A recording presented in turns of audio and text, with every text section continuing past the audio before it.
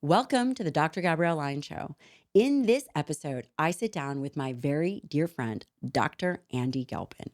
He's a full professor at California State University, Fullerton.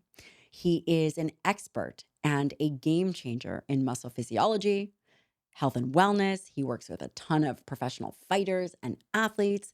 In this episode, we cover a number of things. We talk about skeletal muscle biomarkers, health and wellness biomarkers, essentially blood biomarkers, sleep, and how you can think for yourself when it comes to scientific information. We talk about this and a whole bunch more. And by the way, I show you and bring you a different side to Andy that I don't think you've seen before. He's truly extraordinary. Not to mention, before we get into the episode, if you are not on our newsletter, please go to drgabriellelyon.com and sign up for our free newsletter. We give a ton of evidence-based information and things that are happening, and most importantly, things that are free and valuable to you. Let's jump into this episode.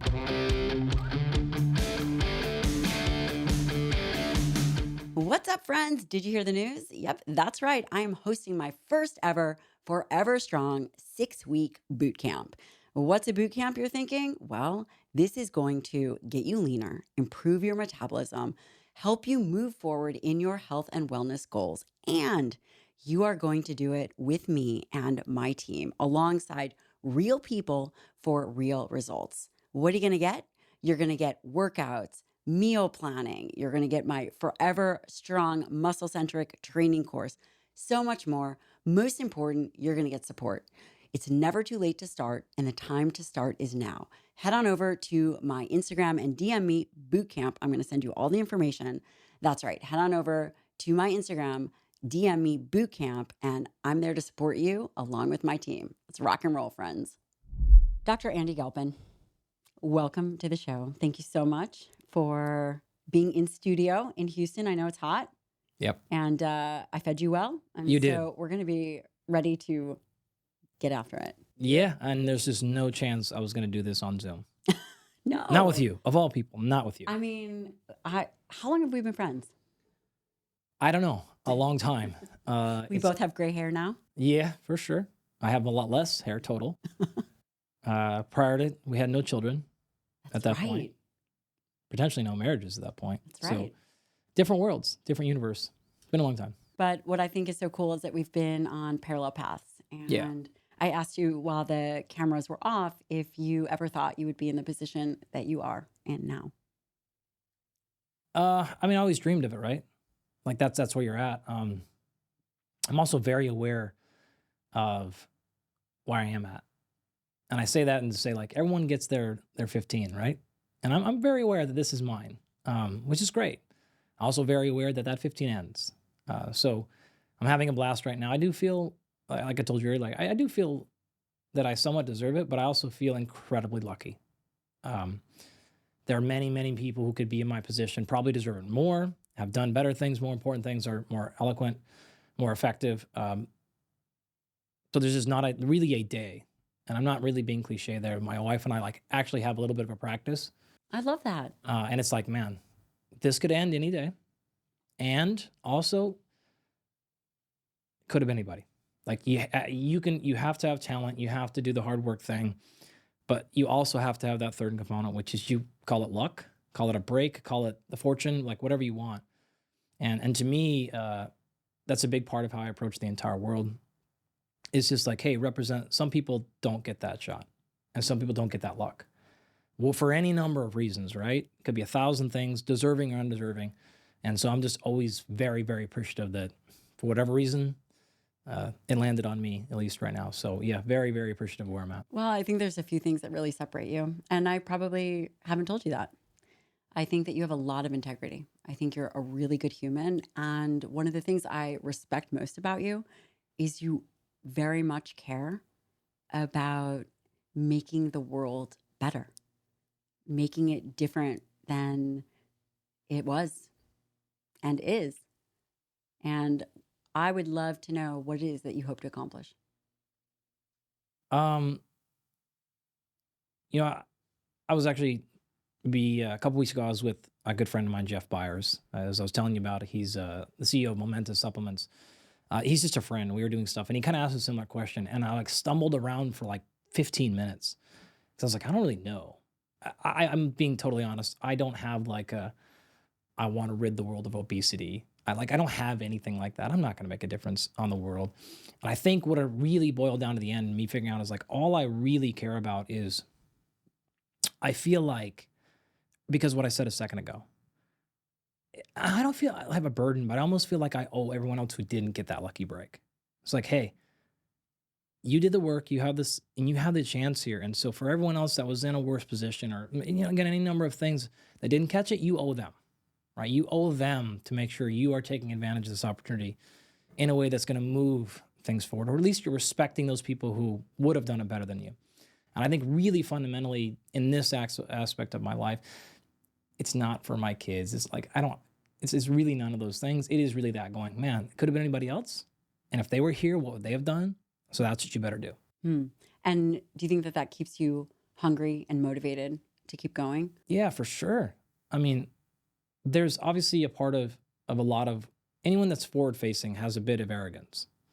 I'm never going to walk away from that, right? Been accused of that plenty of times. You know. There's a bit of desire to be needed and wanted and attention seeking. Like there's all those things that roll into you, right? And I actually have no problem saying that. It's not a negative thing, right? In context. But it is still foundationally going, okay, also in doing that, can you use that in something that's the way that's going to help the world? Then to me, it's like that's a positive way to channel that energy, attention, vigor, and saying, all right, you're going to be up here. You better use it, and then you better continue to move, right? Like you better continue to do something that is worth it. Because if you're just piddling around or you're doing things just for the sake of maybe attributes that we would find less appealing, Less then desirable. Yeah. then like, you know what? When your 15 runs out, good riddance. And like, okay, so make sure you're just respecting again that opportunity you've been given, and you better not do things for the sake of doing things, which is another really hard thing in our position, right? It's like you just really do get addicted to that more. Another publication, another thing, get another high profile client, get another big podcast invite, like whatever it is that you're valuing.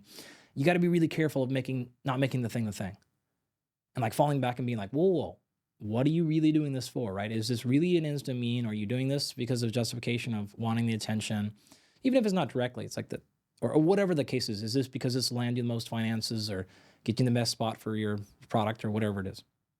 Just going like, is this really moving the needle forward to where when your time's done, no one remembers you? That they do or they don't, that doesn't matter. But did you, again, really respect the opportunity that someone else would have done with that? And if they would have created something better that enriched the human experience more, then you better continue to do that. And if not, then maybe it is time to step back and let everyone else have their shot.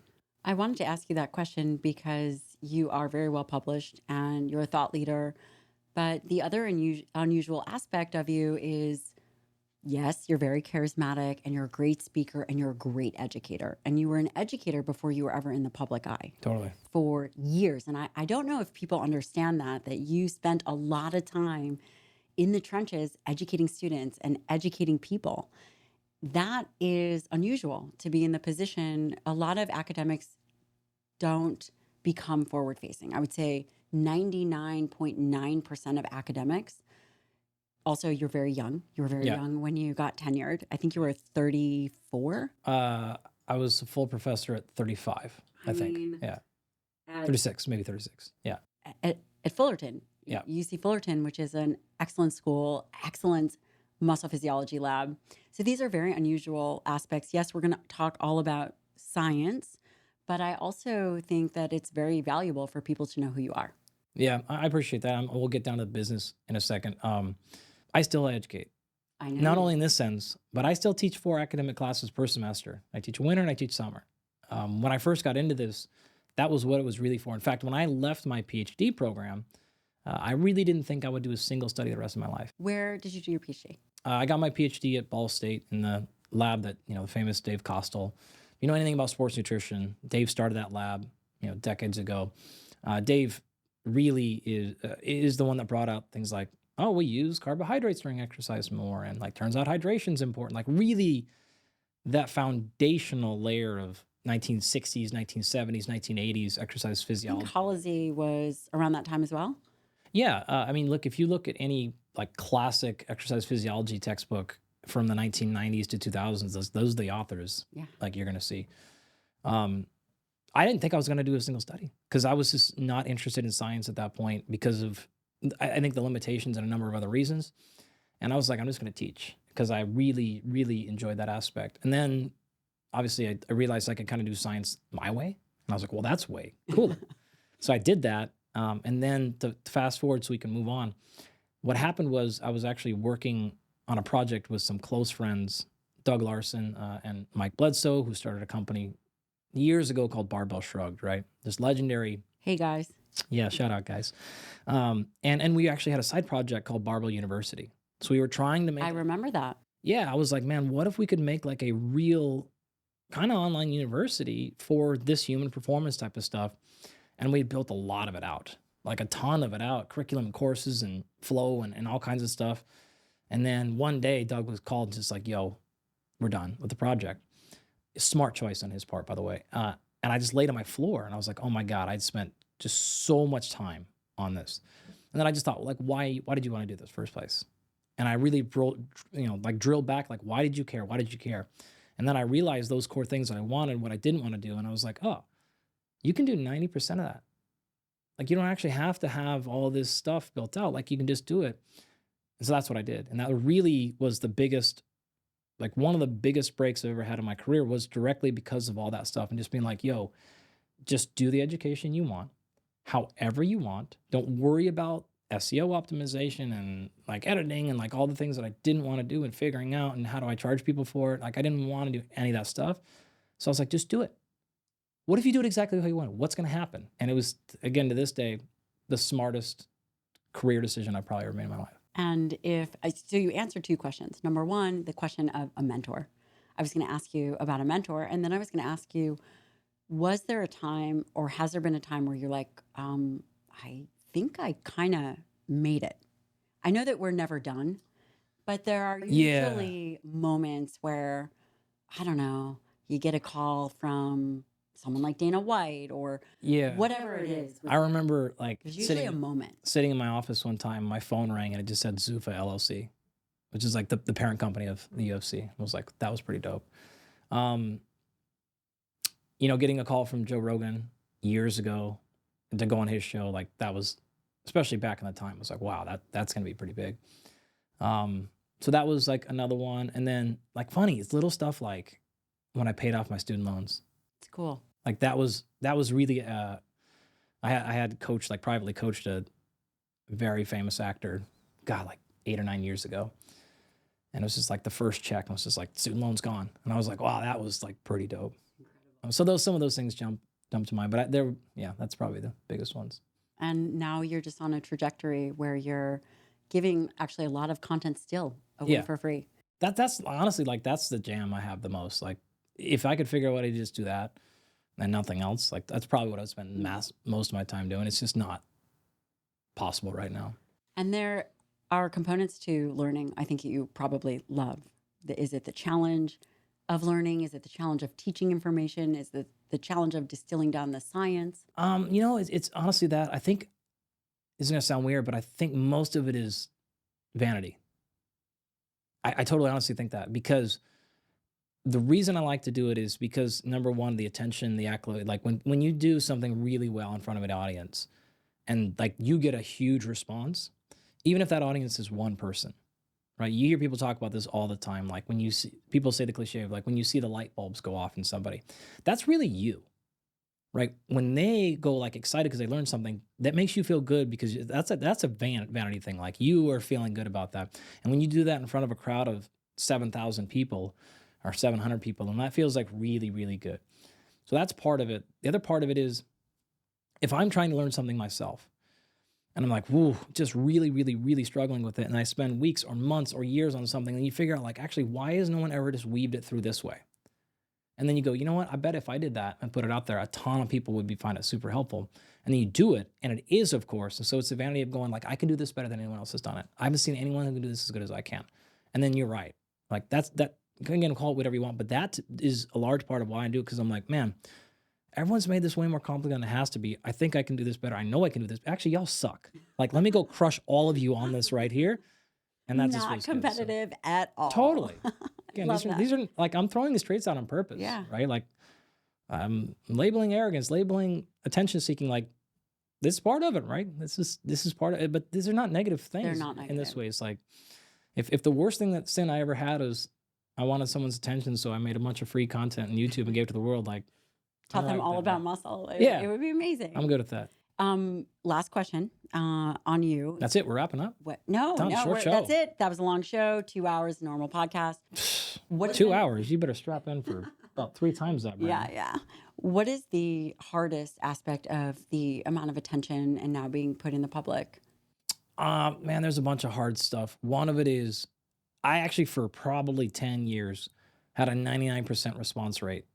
If people emailed or social media, like for a decade or more, I was like 100% going to get back to you. Now it's like completely unmanageable. That sucks. And a lot of times it's like people like really genuinely, they do it the right way, and they really, and like I try, especially if it's like I can answer that pretty quickly. But a lot of times you're like, ooh, that's not like a quick answer. Yeah. That sucks. Like I really don't like that aspect of it. Number one. And then like, it's hard to always give to the world. Like when I come home, my kids want everything from me. My wife wants everything from me, right? And then you touch your phone. Everything on your phone is somebody wanting something from you. And you try to not be in lack appreciation for that, right? Because you're like, yeah, dude, like that's what everyone is trying to do, is get in a spot where everyone wants them. And so it's like, man, I really am like super appreciative every time someone wants my advice or a company wants to work with me or whatever. And of course, I'm hyper appreciative that my family wants to, like, but it is hard when it's just like everybody is always outgoing. It's just like pulling out. That is hard. I ask no sympathy for that, because that is 100% like, that's what I tried to do. But it is a lot. And Yeah. and there are components of that are, it pulls you, right? You want to be 100% present with your kids It and your is wife, like and you're working a impossible. lot. It's hard. It's impossible. Even when you're not working, like this is a thing that like I've still yet to really articulate with my family side, is I can't just walk out of the door at 6 p.m. of my office and like immediately go into dad mode. I'm like trying my best, right? My phone has gone all that, but like you can't do that after a 12-hour plus run and then just like shut off. I can do a walk. I can do like all these things. It's great. But then like seconds later, it's just a flood back. That has been the hardest on my family for sure. Like I always joke now, I'm like, don't build 3 companies in 1 year. That was probably the biggest thing that did it. Like not a smart decision to do that, because now it's not the workload. It's just the different amount of different things that are flooding in. There's no chance shutting out. So like that is the biggest burden, is not just being able to like walk out and just be like, yeah, and truly be on with my kids and wife. That's super challenging. The last thing I'll say is getting back to my own internal circle. Yeah. I mean, like just like when my family or my close friends like text, like, like, I'm sorry, but I did a podcast. I came back to my phone. I had 84 text messages. You're in like, the zone. It's a lot to like, get. whew. And then if I try to do anything like take a day off, you're just like, it's a wrap. Responding. So that part sucks for sure. But also your friends understand Yeah, most are pretty good. and Yeah. will continue to spam text you until you get back to them. It's the worst way. So Yeah. it doesn't matter. Okay, I said that was the last question, but I have one more because I think this is relevant as we take it into the scientific literature. You have very good concentration and focus. How do you manage that? I wish I could give you something of value here. I think my most honest answer is going to be, I don't know any different. I wake up in the morning and I generally have something really going on in my brain that I want to go do. And I'm pretty good about compartmentalizing. So like I'm very good about being like, yo, my sleep stuff is not in my brain, my blood work stuff is not in my brain, and I'm only gonna grade right now. Like I don't set a calendar, I don't have like any of those fancy things, but like when I get into something or I get an idea, I'm pretty good at shutting the world out. So much so that like, well, infuriate my wife because I'm just like, I'm gone. Like, and even if I'm not in front of the computer, like I'm You're thinking mentally, about it. I'm not even Ooh, trying. I'm just like, I'm on another level. It's so actually dope because my daughter does the same thing. that's cool. And I can see it. And my wife's like, I think she's got, I'm like, no. I know exactly what she's doing. Like, she's in space right now. And I'm like, that's exactly what happens to me. Like, I just go into space. So I'm very good about, even if there's like real legitimate things going on, I can be like, okay, great. If that is, um, if there's nothing I can do else about that right now, I can't prepare more. I can't do anything else. Like, I'm pretty good about being like, that's out of my brain space. And now I'm like into something else where like my wife has a really hard time with that. Like, Mm. until that thing is, it's not I wish I could say that's like a book I read or practice, but like, It's somewhat of an obsession, maybe, or just the yeah, way your brain works. it's the way my brain works. It's the way that, I think a lot of it is actually my upbringing. A lot, like I'm from the country and it's sort of just like, well, that problem's that problem. There's three more over there. Like, it doesn't matter. Like, you have to be able to just put that down and like go get over there and go get over there and go get over there. You don't have the ability and the time to just like, you can't ruminate. That's just is not an option because there's too many other things that another life is dependent upon you, right? Like, that fence is down, like the animal's going to get out, like whatever's happening, like it does not matter about your taxes being late or like whatever the heck is like, doesn't matter because something is on the line right now that you just have to like move to and you just have to execute. I'm actually looking in the background at Jocko's book, totally accidentally, but when he came out, I'm like, yeah, like totally resonated with me personally because I'm like, you have to, task analyze, compartmentalize, and then just move forward. So, and I think the only reason I can do like teach the classes, run my lab, run the companies, like do the other stuff, do the podcast is like I have to just be able to be like next, sort of next. And there's a downside to that trait. Like, there are real downsides. I mean, you're not wrong. My husband, who is obviously a I'm former sure. SEAL, is very much like that. Yeah. And I think that in order to be successful in the way in which you guys are, you have to be that way. Yeah. Are you the first scientist in your family? Oh, for sure. For sure. Like where I grew up, like I didn't know anybody famous and like I didn't know anybody who knew anybody famous. And I didn't know what, Where'd you grow up? In Southwest Washington, like halfway between Seattle and Portland, down there, a little city called Rochester, Washington. It was dope, like a dope little city. But like people weren't, my family are not lawyers or scientists. Like no one in my family has, I actually was the first one to graduate with a college degree in my family. So yeah, like even as like an undergrad student, I didn't know what a PhD was. When I got on my master's program, I didn't know what the difference between a master's and a PhD was. I had no idea. So yeah, first scientist for sure, but probably not the last. Your daughter. My kids, my son, my daughter's all over it right now. Where'd you do your undergrad? Was that also at Ball State? No, I did my undergrad at a small school in Oregon called Linfield College. So I played football down there at a Division III school. Did my undergraduate degree in exercise science. I think it was what it's called there. Did my master's with Andy Fry at the University of Memphis. Amazing. Mm-hmm. He's amazing. Yeah, he actually did. Like the story of getting into grad school is one of my favorite ones. Like that was. We have all the time in the world for you. I know we're like so far in, we haven't covered probably anything people are interested in. But. Well, I think that that's incorrect. I think people are interested in who you are as a human. Okay, well, we'll see. We'll see how many tune-outs you get in the first 20 minutes. You guys better be listening. If you are a fan of this podcast, I have someone on here who I deeply respect. I appreciate that. So as I mentioned, like I didn't know anything about academia, even as an undergrad, right? I was playing football and I loved human performance stuff, but like there was no advanced place to go in this field, right? I remember being on like recruiting visits and asking, what do you want to do academically? And I kind of like tell them, and they're just like, well, there's athletic training. Like athletic training is more of dealing with acute injuries on the field and stuff like that. It's not really what we think of as like training an athlete. Right? Athletic training is a very specific field. They're like a physical therapist on site at all times, right? And so I'm like, I don't want to do that. Like, I'm not really dealing with the injury. I want like high performance stuff. And they're just like, there were no strength conditioning degrees. Exercise science. There wasn't any strength and conditioning degrees. Definitely not. Wow. No, there was nobody really doing it. Research in the area was very little. Very few labs focused on that. And if you did get into an exercise science program like I did, you're really looking at public health, right? It is park the car on the other end of the parking lot and walk, right? Take the stairs more. It was, eat nuts and vegetable. Like it's more of public health type of stuff. There was no like, hey, how do we optimize VO2 max? How do we enhance performance? All these things, right? So I'm like, cool. So you're dealing with like obesity and all those things. So coming out of that program, I'm just like, I don't know what to do. So actually, I'm gonna tell 2 stories. Did you enjoy your education Loved in it. Loved it. exercise physiology? Yeah, I mean, it wasn't like the high performance stuff, but who cares? Like you're learning how muscles work and grow, and how the body works in general, and how you're recovering. And to me, it was pretty easy for me to honestly compartmentalize, because like in the example in class would be how this is working for somebody who has cardiovascular disease. But like it's so easy in my imagination to be like, okay, then how does that work? And like, and just to switch it over, right? Because it's the same physiology, right? Physiology is physiology. We were kind of joking earlier, but like I'll kind of jump it a little bit.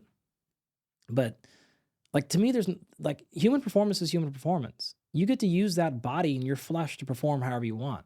I don't really give a shit, but it's still performance, right? Doesn't matter how old you are. Doesn't matter any of that No, stuff. you all want to look, you want to feel, and you want to perform a certain way. How you want to look and how I want to look is different. I don't care. You set the terms, right? But we all want to look a certain way. You all want to feel a certain way. You set the terms, right? I want to feel more energy. I want to feel like I'm more focused. I want to feel stronger. Great, fine, right? But that's still, you want to feel a certain way, right? Then you want to perform a certain way. Okay, you want to perform a certain way. Again, you want to be strong. You want to be fast. You want to just not hurt. Great. It's still all the same 3 things, right? And now if you took that example and put that in one of my starting quarterbacks in the NFL, you put that in one of our athletes preparing for the Olympic Games, cool. Or you put that in my wife. You put that on me. Like, I'm not one of those people. I still want to perform at my best, right? So it's not, I'm not saying anything different. With the one exception, and this is the best part. In my PhD, we actually had the real cool opportunity to, my physiology courses were actually in the medical school. And so I'm in the med classes, just a physiology one, right? And I'm the only PhD in that class. The rest are like real proper MDs, Why? right? Our program is small, right? So if you're in our program, you did it, I but see. no one else got to cross over. It was like a pretty dope, like back of the door deal we got to do. So it's like, cool. Instead of taking like a normal class over there, we got to go take the physiology. But the teacher was a PhD, not an MD.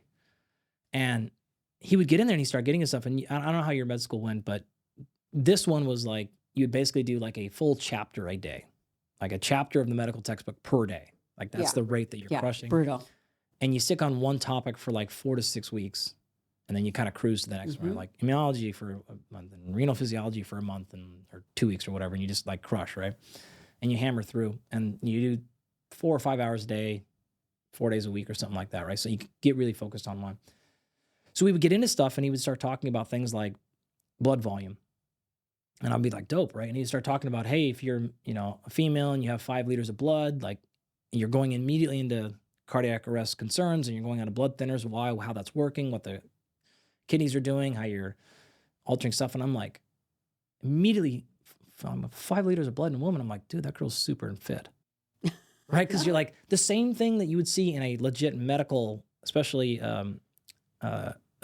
trauma issue, right? Like a medical concern, is the exact same thing you'd see in high performance. So I'm looking at it, I'm like, wait, what? Like 5 liters, one of the biggest adaptations, most pronounced adaptations to endurance training is more total blood in your body. You hold more blood, right? So you make more red blood cells, but in order to make your blood not get super viscous and thick, you have to retain more water, right? So your total blood volume goes up. One of the most classic hallmarks of high performance is more total blood. At the same time, also, that is like, if you're an unhealthy person, you see the exact same numbers on a chart, you're going, whoa, cool, get this person on a diuretic immediately because they're retaining fluids, and this is all classic signs of heart attack that's coming. Or from my perspective, you're super fit. So like, I'm just like, okay, great. And you start to really appreciate, wow, physiology is physiology. It's the same thing here, but now we actually got here at a different angle. In this context, this is deadly. In this context, it is the healthiest way you can be. And now you start going, okay, it's just physiology, but now also context matters. Context is everything. That's one of the reasons why I hate giving these direct, straightforward answers on podcasts and like social media. And you have to be like, people don't really realize why you and I don't post very often, because I'm like, it takes me so long. Because you have to be really careful and like really for situations, not only like this, but even on a smaller scale. Like you want to be as accurate as possible and you want to fairly represent what's happening. That just takes like a long time. So it's not misappropriated or misinterpreted rather. So like just learning physiology that way, I'm like, dope. So I loved all my undergraduate classes, like coming back to where this started, because I'm like, all right, you're learning how all these systems work, even when it is like cellular biology stuff, genetics, even if it's botany. It's like, who cares? You're still learning the basics of living systems. And then even in the areas that I didn't like biomechanics, it's still like, okay, this is great. And it's biomechanics of, this is why people's gait starts shutting down as they get older or with dementia kicking in or something. Like, okay, great.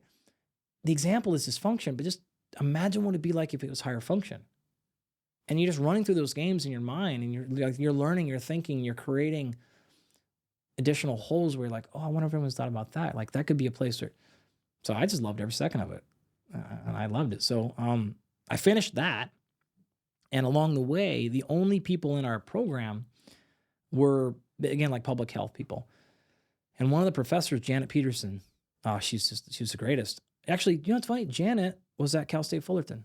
Really? Left Cal State Fullerton, went to Linfield, and she took over and was my professor there. And then all the years later, when I got to Linfield, she was able to call down and be like, and I was interviewing, was like, yeah, this guy, amazing. It was super, super fortunate. Sounds like you've had a few mentors that Janet was great. Have helped direct where you're going or how you were thinking. 100%, like direct or indirect, right? This is one of the powers I learned very early in my academic career is you could be mentoring somebody and have no idea.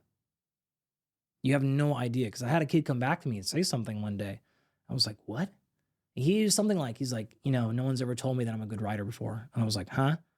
Like, apparently I told the kid he was a good writer. It meant everything in the world to this kid, and I don't even know what his name was. And then I was like, amazing. That's when I was like, oh, dude, you got to be careful. Like because everything you're doing could, even though that person, doesn't mean anything to you, you could really be impacting their life.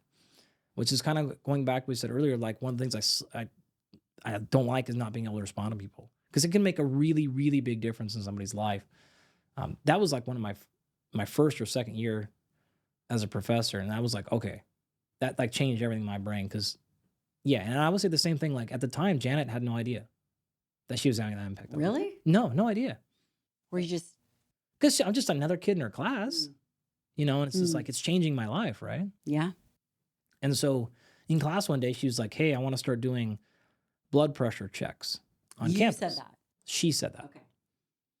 Does anyone want to volunteer? And I'm like, hell yeah, right? I'm taking like... Did you sit in the front? No. You weren't? I was not a sit in the front kind of guy. But she asked that, and I was like, yes. Immediately, yes, I'll volunteer. And she's like, great. You know how to take blood pressure? And I was like, nope. She's like, are you interested in getting into med? I'm like, nope.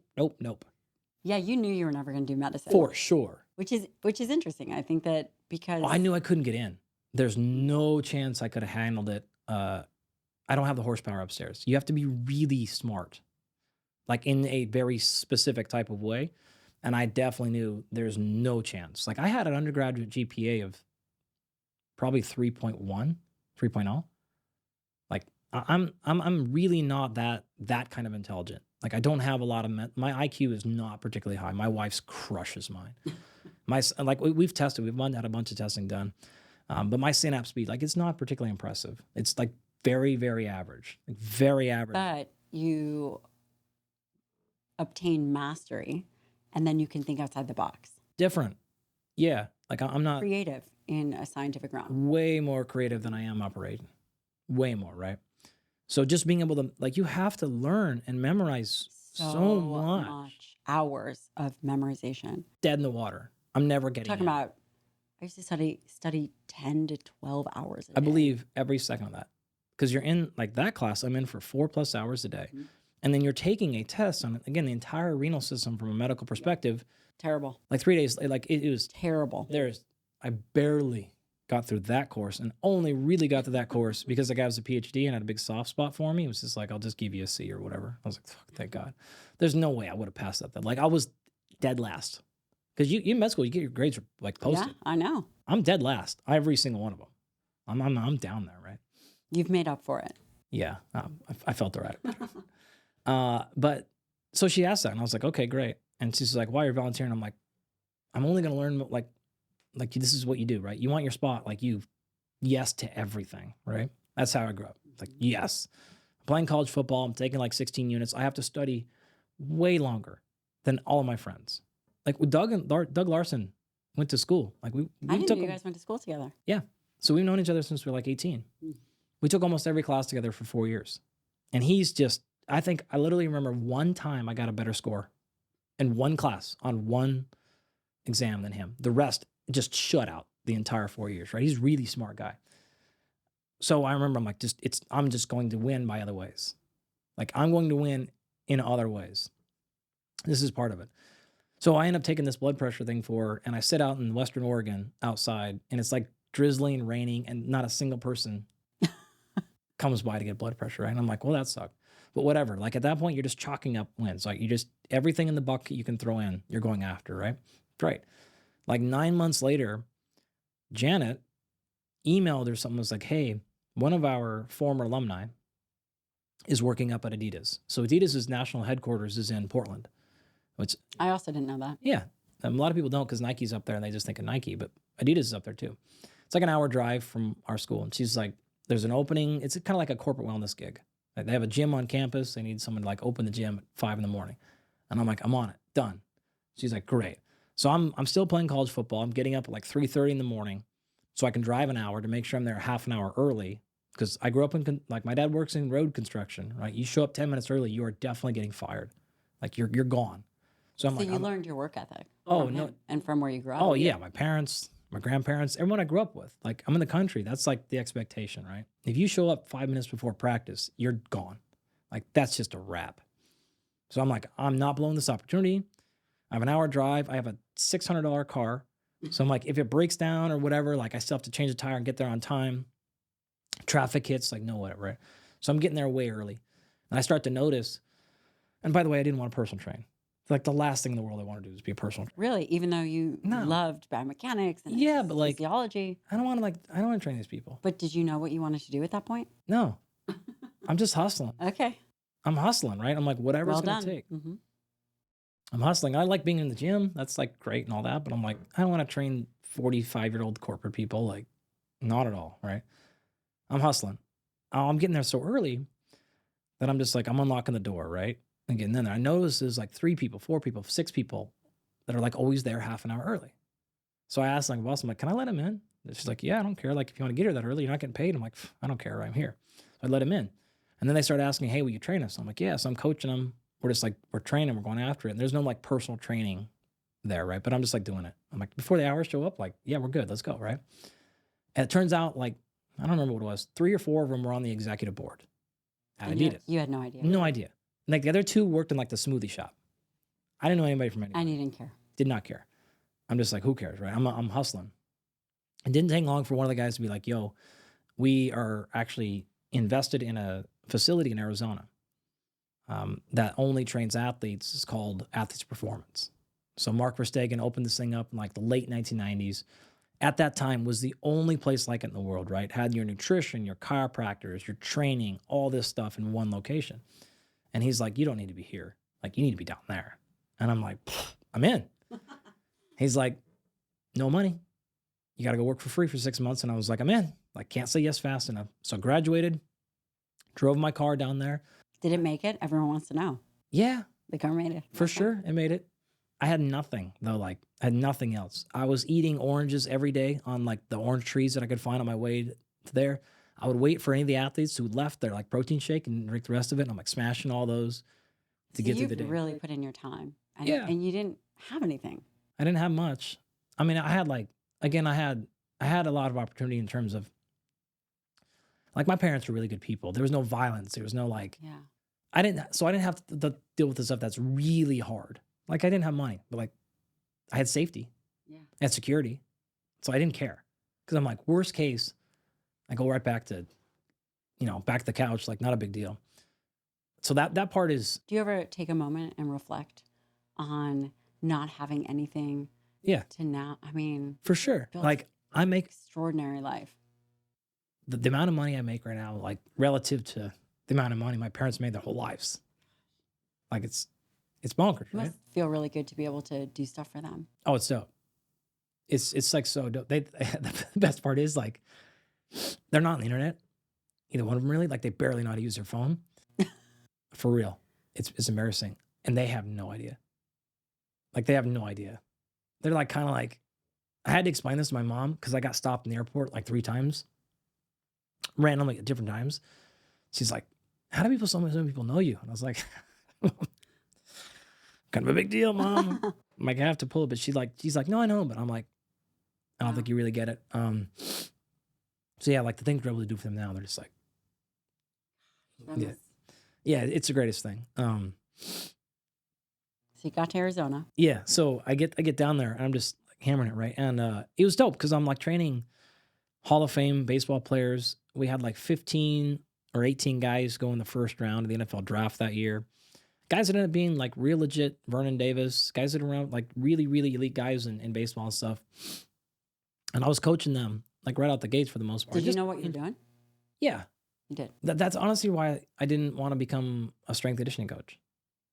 As funny as that sounds, because like literally I'll never forget, like probably the 3rd day I was there, like you're interning, right? And there's a bunch of interns that show up at once. And you got a bunch of really high level coaches that are running the show. But like the 3rd day I was like, and this is total arrogance, but I was like, yeah, I could do that better than that guy. Like right now, like I could outcoach that guy right now. And I was picking up on things that the athletes were doing stuff. And I was like, oh, the coach missed that, whatever. And I was just like, man, that stuff's not challenging. Like it's just not hard. And I mean no disrespect Of course. at all to anybody. Of course. But it wasn't like it was strength and conditioning coaching on that level was a little bit like babysitting because those coaches couldn't kick those kids out, right? Those coaches they didn't really have authority to really like run that show. Like, so you had to be like a little bit of kind of do what the high profile people want. And anyone that isn't strength, like in that world of pro athletes, like you don't, if one of the athletes is getting paid 20x you are, and they don't want to do something, like you don't really have a say. Even though it makes them better? No. Like what are you going to tell LeBron James if you're the strength coach? If he says, I'm not doing that exercise. Like okay. You're not going to say anything, right? Like, so I didn't like that. And I was like, damn, I don't really want to do that. And then I thought like it just wasn't mentally like challenging enough for me to be like, again, like program design is like really, really, really hard at that level. And coaching is really, really hard. And the hours that those people work is just bananas. But I was like, I'm not working these hours to not have the autonomy. Like I didn't like the autonomy. I didn't like if a head coach got fired, I just lost my job potentially.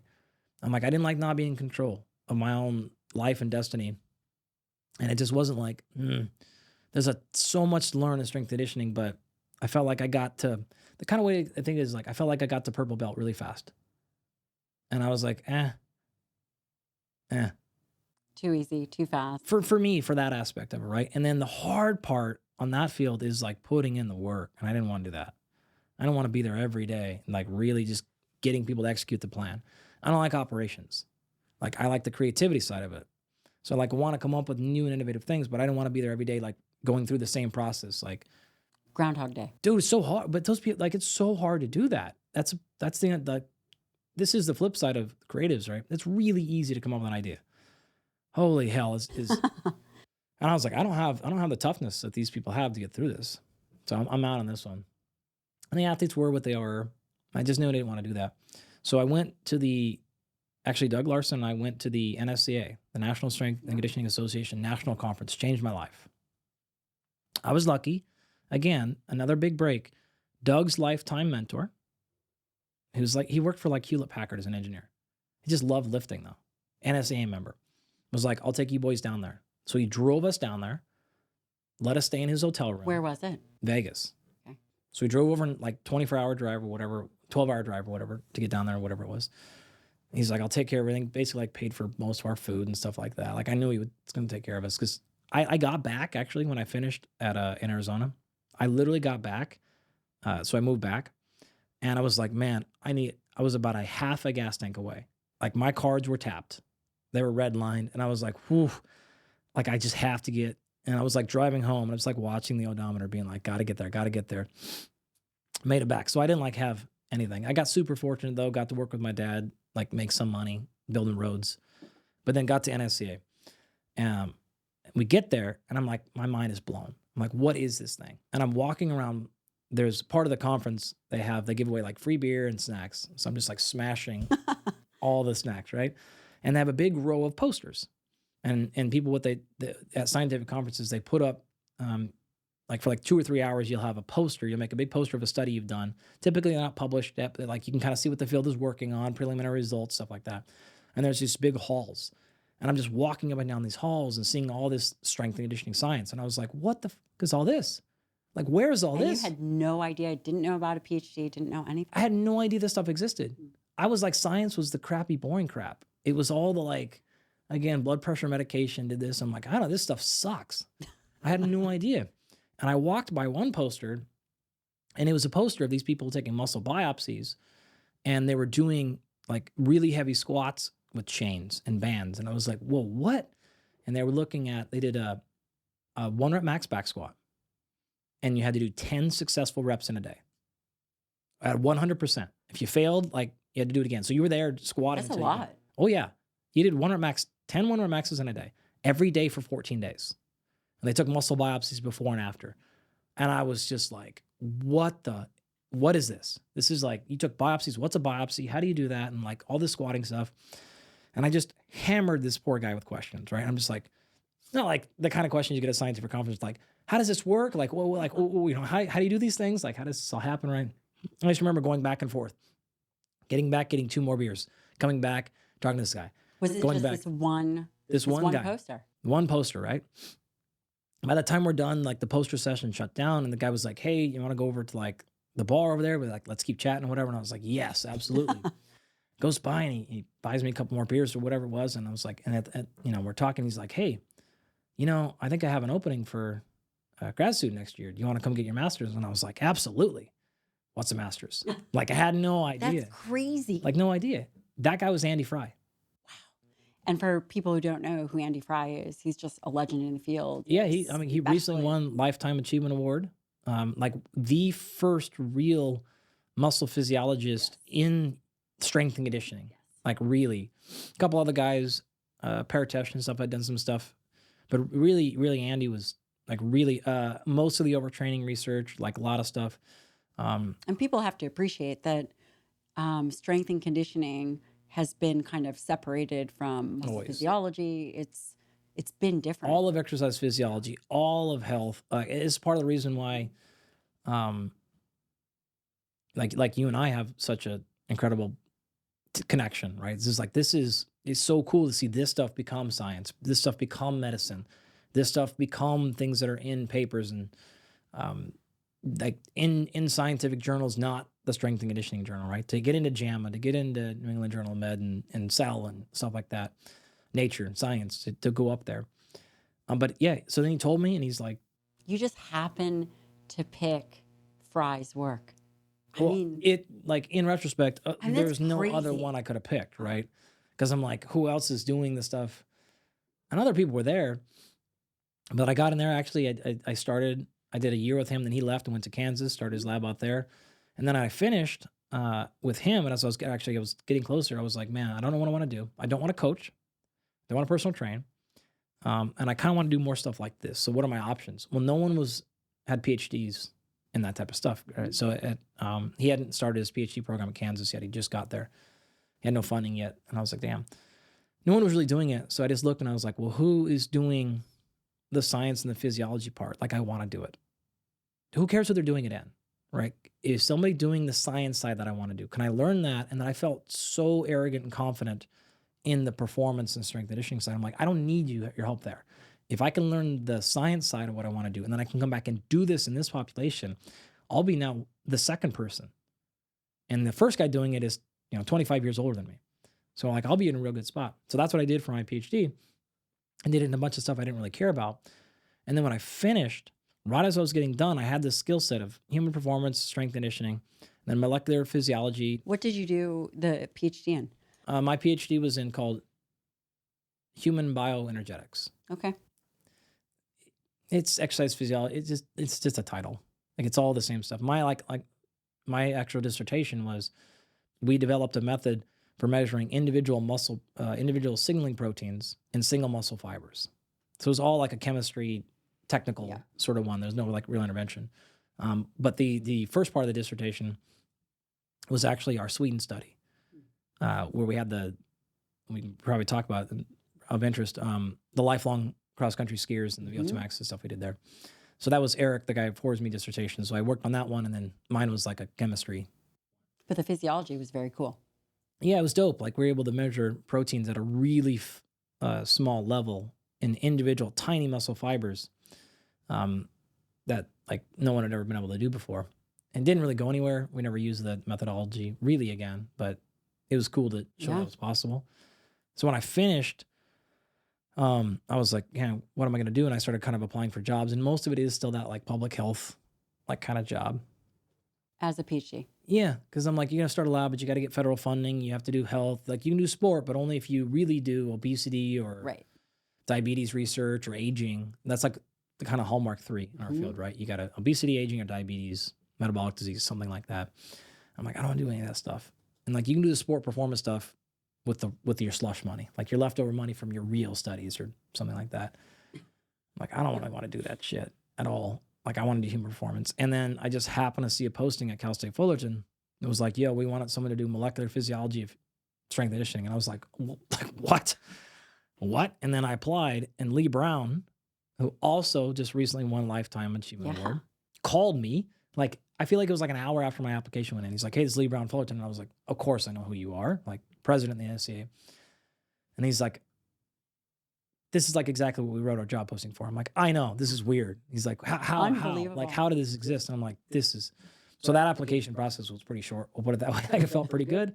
And the guy actually, the reason that job was open was because the guy had just left that job. That guy played football at Linfield.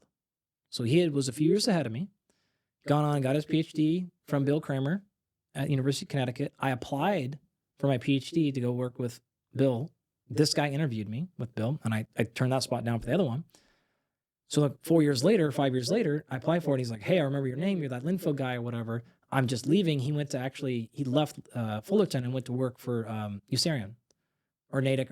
One of he's been at both. So I don't know where he went, but he left to go do military research. And he was like, you should apply for this job. And I was like, Done. I'm there. And then Janet called and was like, yes. And so I had all these people being like, this is the spot that you're in. So when we opened our conversation 40 minutes ago or whatever, and I said, I feel But very I love fortunate. this stuff because I don't know some of this. Yeah. I told you though, like, This is really it is a ton of hard work, but look in this like 20 minutes, like look how many breaks I got. Just like lucky, also fluke. So not really though. yeah, because there's also like what I didn't tell you were the 6,000 stories where I did something and nothing happened. I think this is important for the listener. Yeah. To push ahead and to. You just have to keep firing shots. But you also knew what you loved. I did. And I think a lot of people don't spend time figuring out where their true passion lies. And if you don't. Well, what I'll say is like, I want to be really clear on that one because I get this one a lot from students. Like, I didn't know what my passion was. I didn't know like I wanted to do this specific thing. I just knew I was like, I love human performance.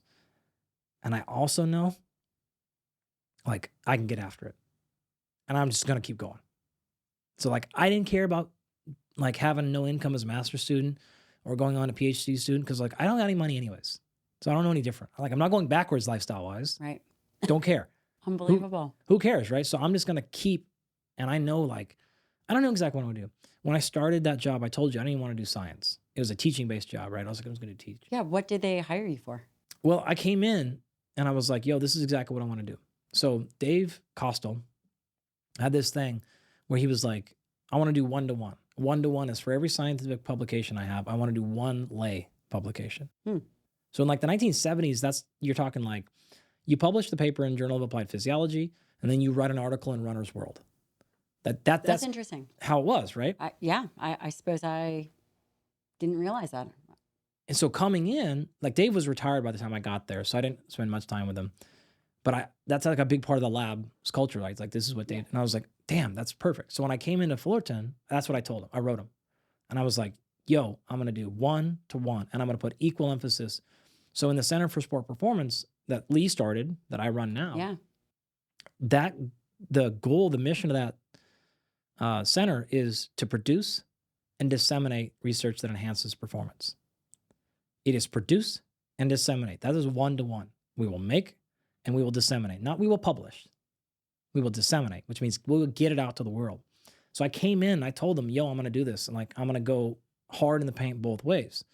And I'm going to spend as much time or more getting the current information we have out to people and not just publish, like let it die. Which I'm surprised because most labs want 100%. that. But Lee is different. Like Lee was in charge and Lee was like, no, that's what you're doing. Like you do what you want and like get this out in the world. Like the NSCA's mission statement is something to do with bridging the gap between science and application. And I'm like, that's it. And like, this is what I want to do, right? To be in that middle world. So I come in, I'm teaching, we're doing studies, I'm getting them out there. And that's when like the barbell shrug guys were like, you have to go on social media. And I was like, I don't want to do, like, I hated the idea of social media, but I did it. And they're like, you have to start coming on our podcast. I'm like, okay. That started all making sense. Things take off from there. And then at the same time, that's when I started working with the pro athletes as well. Did they find you? I mean, Yeah. because at the time, there wasn't a lot of people doing what you were doing that were good at both. It was in individual lanes, I would say. Yeah. I mean, it was a decent time ago because I never stopped coaching athletes the whole way. I was coaching people in my master's. I was actually in the strength conditioning room as a strength conditioning coach at Ball State as well, which I wasn't supposed to be, but I was like coaching teams down there and stuff. So I didn't stop coaching. I was training myself. I was fighting. I was competing. I was doing different stuff. I was working with fighters. So when I get to LA, You were working with fighters that time. Oh, yeah, for sure. Because you've been working with yeah, fighters for Yeah. years. when now. we were master students, Mike Bledsoe started CrossFit Memphis, and like the fighters, and Doug was fighting at the time, the competing at MMA. They're just like, damn, like all these science people now have a gym. Like, let's just go over there. And then we started like training, competing over there. And then when I got to my PhD, I found the first fight gym I could find. And I'm like, join. And then they're like, they figure out what you know. And it's like, okay, great. Like, we're going to trade services here.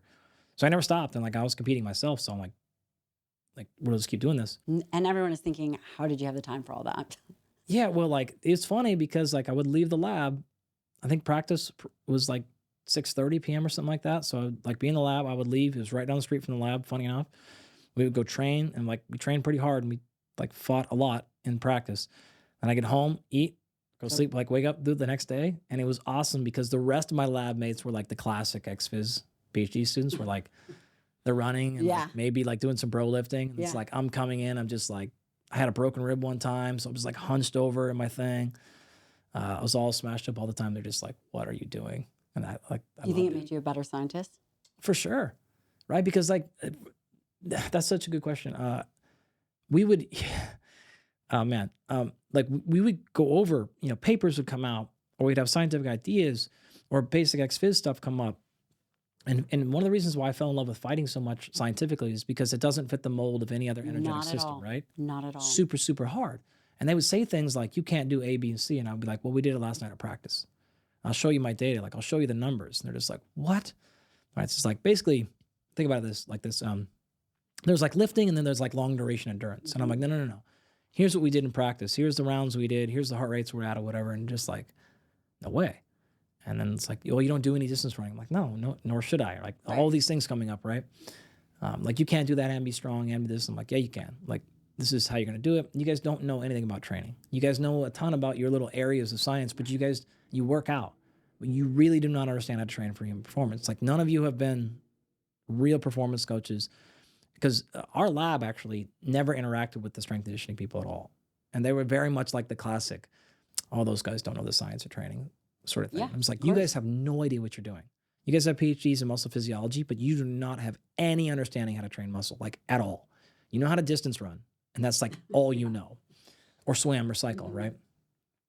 So it was a ton of being able to be like, yeah, and look, well, what if this, right? And like, look what happens, and look what these people are able to do, and they were constantly, and so even like the science questions I wanted to ask, the things I want to go after, the way that I would interpret papers. I mean, I'll never forget a ton of them, right? We could get these giant fights, like academic fights, like as doctoral students coming in, because they would interpret a particular paper a certain way.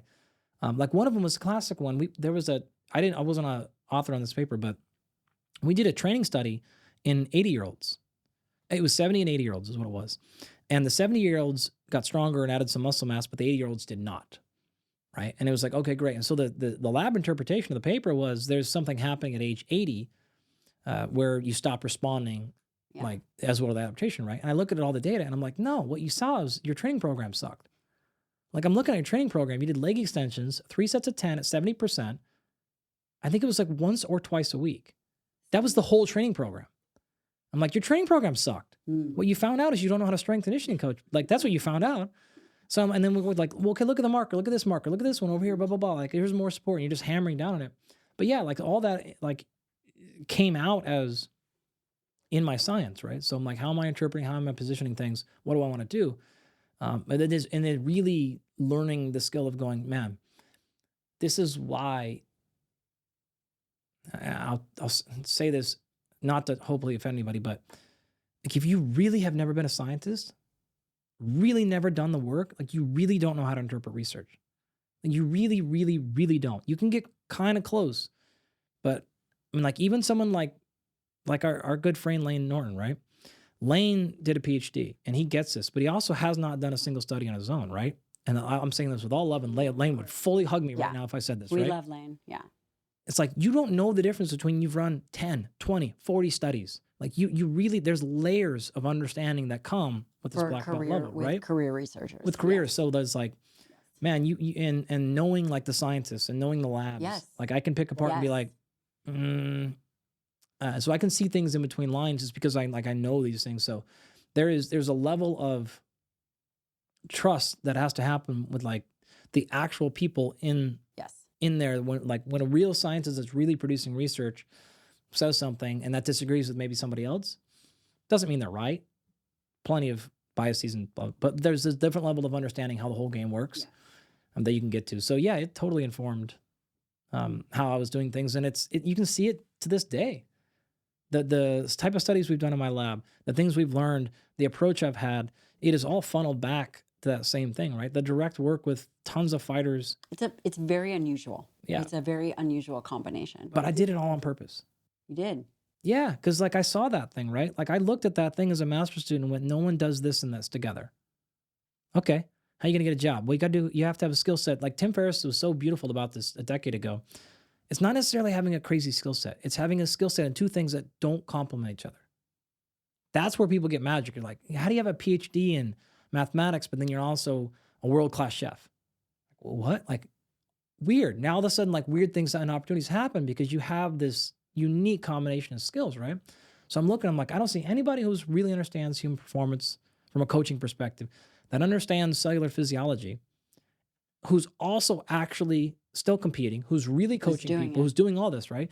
If I go start a lab like that, I can do whatever research I want. I'm not competing against anybody because no one's doing this type of stuff. Any grant I go after, I'm in the open here. No one's looking at this. And any athlete who I would potentially want to work with is going to come in and be like, yo, which of these people would I pick? Like, I'm going to be the pick, right? People wondered, like, I'll finish this rant. Like, God, we're so deep in. You can cut all this or put it at the end. No, we're keeping this in. When, because I did, it's been like 6 or 7 years since the first time I went on Joe Rogan. People ask me, I had like no following at the time, right? Like 1,000 followers or something. Like, how the hell? And people were like, oh, what publisher do you use, whatever. And I was like, none, ever, zero. How did he find you? He DM'd me. But how did he find you? How did he find me? If you go back and look at my bio, it said something like this, like PhD muscle physiology, MMA coach, like blah, blah, blah. And it was like the 4 or 5 things that like he loves the most. So people always wonder like, how'd I get on? I'm like, well, first, I don't know how to get on his show. Up to you. But like, don't ask me. When you're like if you're a strength conditioning coach in golf, don't expect to get on there. Like he doesn't like that. He followed. I'm like, I listed all the things that like he was super into, and then looked at all my posts are science and sports and athlete stuff. And he's like, he probably saw that and was like, that's exactly what I'm into. Like, that's cool. I don't have posts about other stuff or whatever. It's all science com. So like part of that was like, yo, I'm doing this because no one's in this field. Everybody wanted to be in the NBA and the NFL and Major League Baseball. Everyone wanted to be strength coaches for like those people. And I'm like, that's great. But no one's giving a crap about these UFC people. Well, that was 2008. Turns out, Wow. like, that sport was getting big, right? Wow. And I'm like, and I'm the only Wow. one there. I'm the only person to turn to. So when these fighters start like looking and finding word gets out, it's like, dude, there's a scientist doing all this work, and like he also has worked with A, B, C, D, and these UFC champions and all this, and like all of a sudden, floodgates in that community gets opened up. Boom, like things get going. So like from there, I already had experience with NFL players and Major League Baseball players as well too. So I still had some people from there that was sending people over, and then at that point, like we'll call that marketing in terms of like word. But marketing is only as good as then what your product is going to be. That's right. So once the time came out and was like, oh shit, he's like, look at how well people are doing out of his stuff. And like from there it was a wrap. Did that inform your research? So for 100%. example, so you went from fighting, doing all these things. You then took over this sport lab Yeah. at Fullerton. What was the first study that you did? Do you even remember? I because don't. that was, I don't gosh, remember. when was that? It was 14 years ago. It's something like that, Okay. 13 years ago. I don't remember what our very first study was. But it was was it geared towards fighting? I don't think so. The first couple of years, I had to build the biochemistry lab. I had to get the muscle biopsy on board. Like there's a lot of infrastructure, like building, like physically building the lab. So I don't remember what our first study was, but I mean, some of the early ones we did, I wanted to know whether or not you'll see a lot of times in between rounds of a fight, boxing or MMA, that coaches will put an ice pack like on people's neck and rub it on their shoulders and stuff like that. And so I was like, want to know, does that actually work? Does it? Doesn't matter. Well, so we looked at it and we're like, let's put them in a control condition. Let's put them in a placebo condition. Let's put an ice pack on people's necks and like in between rounds, like if a simulated fight. We didn't see any difference in like thermal regulation or performance or any other direct or indirect markers of fatigue in the first 3 rounds. But then it started to make a difference after that. And so the basic idea was like, well, okay, if you're fighting in a championship fight, potentially putting it right back there, it also does no harm. So my general recommendation was like potential to work, no downside whatsoever. I'd strongly encourage it. Like definitely put that thing as high, but you have to put it really on the base of your neck, like or the base of your brain, not on like your lower neck. Put it right up there where your thermal sensors are, as high as you can, and then hold it. Don't rub it around. Don't move it everywhere. The longer you can apply that thing, the better. So that's a great example. Is like, okay, great. And I'll actually like what's actually really funny is for my first tenure review, I got completely crushed from my own department, actually, because they're like, your research isn't focused. Because I had done like a muscle biopsy biochemistry one. I had done that one. We did a study on deadlifting with heavy bands, right? So we built in on the force plate and we are looking at that and they're like, you're all over the place because they want you to be super focused and like do one thing. I would say probably most Almost labs. always. I mean, that's, They want you to be a niche because the Yeah. only way you're going to get world famous and get funding and Yeah. stuff is like if you have a hyper niche into something, right? I'm like, fuck that. I'm not doing any of that. Like I'm doing exactly what I want. So I got crushed on that. But I was like, I don't care. Like I'm going to do like what I want to do. Well, it turned out it worked out for me. So yeah, we're all still to this day, like if I think it's going to help you in it's a very performance. diverse lab. And I think that the papers that you publish have a lot of diversity. Thank you to Cozy Earth for sponsoring this episode of the show. I have been using Cozy Earth products forever. And if you have not tried them, you are definitely late to the game. Cozy Earth products are made from viscose from bamboo. These are the softest towels, bedding, clothes you will ever try. I am telling you, I recently got their resort towels. I don't even need to go to a resort to use these towels. Quite frankly, I'm using them for bath towels. They are large and fluffy. They feel great. They're beautiful. And listen, Cozy Earth has been around for a while and they just continue to create new products that you can use in your daily routine. I love my Cozy Earth bedtime sheets. Well, I guess they would all be bedtime sheets, but they could be nap time sheets, especially as it begins to get warmer. And many people are hot at night and you can turn down the temperature, but the sheets for some reason stay hot. Cozy Earth is not that. Cozy Earth keeps you cool and soft and just amazing. You can get yours at cozyearth.com. You'll get 30% off. My listeners get 30% off using the code Dr. Lyon. That's cozyearth.com, 30% off, and use the code Dr. Lyon. Now back to the show. Talk to me about, let's talk about your lab now. Or I should say, let's talk about some of the things that should be being done, like biomarkers for muscle health. Big question. Where do you want to go here? Because I got a lot to say about this topic. Well, I think it's really important because there's the blood biomarkers. Yeah. And then, of course, there's the physical piece, the physical imaging piece, whether it's ultrasound, CT, MRI, DEXA. Yeah. I would love to talk about the blood biomarkers. And I have messaged you many times, Andy, what can you tell me about this? Or, what can we think about muscle turnover or sarcopenia? Again, you and I come from different perspectives. I care about performance because I care about the military operators. Yep. But other than that, aside from dealing with tier 1 operators, I deal with real people. I deal with CEOs, people that are getting after it. You're interested in human performance. Again, there's a spectrum of the human performance, but from what can be applied clinically, even if we're not even there yet, blood biomarkers of skeletal muscle health. What do we know? So number one, defining operationally what we're going after here, biomarker simply means a marker of biology. Your height is a biomarker, right? A very small one. Bada bing. So the reason I'm saying this is to say that actually it's used nefariously, marketing purposes. And I think it sounds sexy, it sounds appealing, right? But it could be anything. And so when you see a company is like, oh, they are really good at biomarkers, they do biomarkers, like, it doesn't really mean shit, to be totally honest, right? What does that actually mean? Okay. So a biomarker could be any of number. So you lay out a couple of different forms or flavors of those biomarkers. It could be a physical thing. So if we're analyzing, take on a company like Axioforce. Are you familiar with Axioforce yet? Okay, great. They actually are an up and coming company. They're out actually.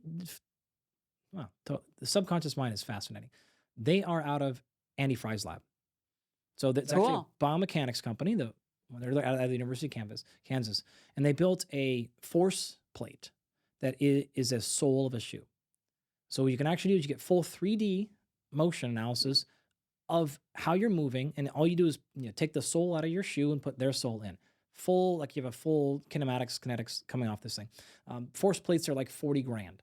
But they figured out how to put this technology into a sole of a shoe. So you can put this in there, right? Can anyone purchase that? It's not available for consumer purchase yet for the outside world, but but you might know someone. Maybe. Axioforce is spending most of their time with early Parkinson's detection right now. Because one of the things that they're going after is saying, hey, look, if we can identify changes in your gait, right, how your left foot's moving, how you're walking, right? Because obviously if you can imagine somebody with dementia or they're shuffling, right? Shuffling we see these gait, clear yes. changes in gait, right? What if we can pick up those changes in gait 6 months earlier, a year earlier, 6 years earlier, I don't know what the number is, right? But we are clearly, if this is now a passive technology that's just sitting in your shoe and you're at risk or have some other mark, like I don't know who gets it, we don't know, right? But now we can identify this before you start identifying other signs of neurological denervation. You're not feeling the loss of mental clarity. You're not seeing some of the early signs, right? But they can see that marker happen earlier. Now we can step in and intervene prior to you actually having observable changes by just that. That's a biomarker, right? That's a biomarker of muscle quality. Said differently than you and I typically think of it, right? But we're looking at now true function, right? Okay, super interesting. That's out there. Now, whether or not their technology fully works or but conceptually. Yeah, it's the point of going after it, right? You have other companies that do something like that. Then you have another form of a biomarker like what you and I do, right? We'll take hundreds of blood biomarkers. In this, I typically refer to them as blood biomarkers, or probably more appropriately, molecular biomarkers. And we're looking at everything from a combination of actual enzymes to metabolites to full proteins, any number of things we're looking in there, right? And we're trying to gauge, and I'm putting words in your mouth here, what you do for your job. You're trying to gauge a stage of like, what is signal? What is response, right? What is the actual cause? What is the symptom, right? And there's all these things, right? What is the dysfunction? What is the response? And this is like way more tricky than just saying, hey, your testosterone's low, therefore it needs to go up. Like, hold on here. We got to go upstream, we got to go downstream and figure out again, is this a response? Is this the cause? If so, why? And then you're trying to really get an understanding of what the physiology is doing, because it is proactive and it is responsive. And so you're moving up and down. I'm gonna come way off that here in a second, and then we'll come back. We'll spend most of our time there. But now we've talked about like a physical movement biomarker. We've taken actual blood biomarker, and now let's take another biomarker like, how do you feel? What? Yeah, your subjective life experience is an incredibly powerful biomarker, right? How are you going through the world? How are you experiencing things? Is your back hurting? Are you low energy? Are you feeling like you're struggling to recover? Are you not you anymore? You want to go back to like, you just don't feel like yourself anymore. Like all this stuff is a biomarker. So when you say like, what do you go after? What do we look for? It depends on what are we looking for. Fundamentally, you go all the way back to a science principle called first principles. Strip this whole thing down and just start asking questions along the way until we can no longer get past an assumption we feel like is 100%. No, I think of this in a handful of ways. Number one, step one is there has to be some assessment. Okay, I got to have some data on you. If those data are how do you feel today? If it's that and your waist circumference, great. If we go all the way to the end of that and we've got 500 biomarkers, we've got stool, urine, saliva. I know how you walk. I've done a Springbok analysis on you. Are you familiar with Springbok? Oh my God. Oh, write this one down. Okay. Please let me tell you a whole bunch about Springbok when we're done here. Springbok allows you to run a full MRI scan, but not for cancer detection, for muscle analysis. And so you actually get a 3D movable analysis of the volume of every muscle on your body. And so I can look directly and go, okay, great. Your left VL, your left quad vastus lateralis, the outside leg muscle, is 12% larger than your right side or whatever thing, right? Now that's just size. It's not function. Doesn't talk about function or quality. But now it's another piece of the pie. Like, what if I could visually, physically see every muscle on your body? Now I can in a 20-minute scan. So is Springbok available to the public? Totally. I mean, wildly open. We do full body MRIs, but we do it for vasculature. We do it for cancer detection. We look for physical injury, but we don't look. What is the accuracy? It's dialed. Okay, because MRIs are really pretty good. Yeah, MRIs are very good. Yeah. But you could take those things, right? So you imagine now you're stacking these things together and you're going, okay, great. Didn't see in the blood. Blood looked fine. Nothing popped out there, right? Gait looks totally normal functionality. Why is it what we're struggling to return? Why is this knee still hurting? Okay, now we run through the Springbok analysis and we're going, oh, okay, well, maybe we're seeing this giant asymmetry in muscle size. Now, I don't know what giant asymmetry means or not. Some asymmetry is normal. Like there's a ton of things to learn about that, right? Like I don't know. Or maybe it's the opposite. Maybe we see a 15% difference in your quad size left to right, but there's no pain. There's no dysfunction. Okay, great, right? It's not there. And then we're going into your sleep and we're looking. And so my point is we start talking biomarkers. It's like, what problem are we solving? And ideally, step number one is assessment. We have to get some sort of data on you, as nuts as that all stuff could be, or as simple as how you feeling, how's your energy, how are your poops today? Like what's it going to be? Okay. Step number two, now we have to be able to contextualize that. You call that assessment, right? Is that good, bad, great? All those things, right? So, okay, doc, my testosterone's low. Is it? According to what? According to who? We have a full conversation now to talk about reference ranges for things like blood markers. Yeah. Yikesies, right? Right. Holy Toledo, we could talk the entire time about that. Like compared to who? Correct. High compared to what? Low, what do you mean outside of what reference range? Like based on a population of who? All this stuff, we could go into all this, but we have to understand how am I contextualizing that front piece, right? We talked about it from the Springbok. Okay, you have asymmetry, but what does normal even mean? How much is okay? Part number one is easy. Unending technological growth on number one. You can pick any metric of health and human performance you want, and there is a great technology, and there's even more coming. But part two is a problem. Part two is a real problem, right? I don't know.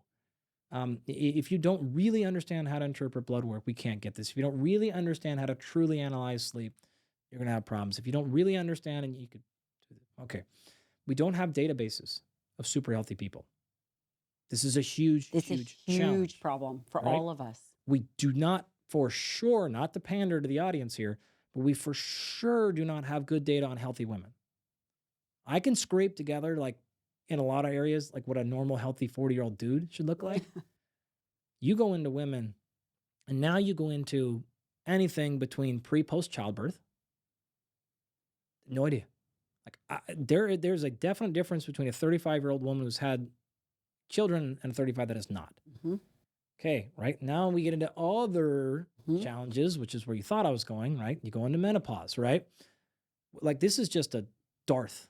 Like we're in dead space right now, right? We might as well be in the middle of a black zone. Like we're really fundamentally, We're in a black hole right now. we Yeah. got nothing here, right?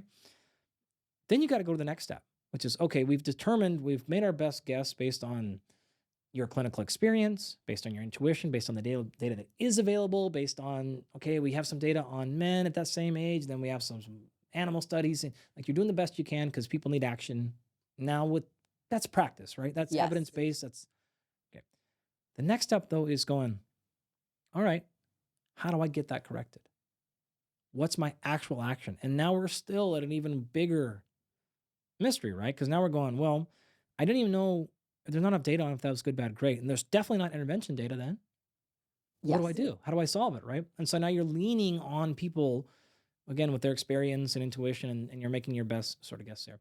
That is the stepping stone that we have to walk through this entire path on, right?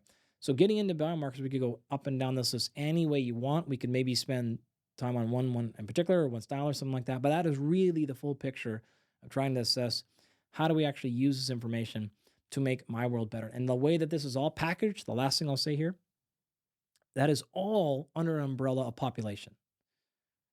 And that sucks for you, right? Yeah. Because I need to know what works for me. I do not care if something works on the population level. That's a great start. But science doesn't really give you answers on the personal level very often. It almost always gives you answers on the population level, right?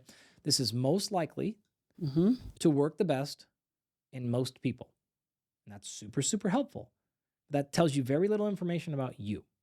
And so we have to be able to approach this, whether you're intervening on your own behalf, whether you're working with somebody like you or a great doctor, doesn't matter. We have to be able to go from, okay, great, that's where the science took us this far. Now, how do I figure out in my system, in my approach, how I collect my own data, make sense of that, whether I know that that's good, bad, terrible for me, and then what is going to work for me.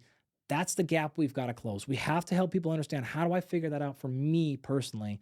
The science is what it is, but we got to help people get that last level of individualizing, personalizing, however you want to call this, precision nutrition, precision recovery, precision training for me.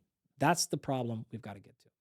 I want to ask this question, but I do want to talk about myokines and Oh, yeah. certain, We need the details.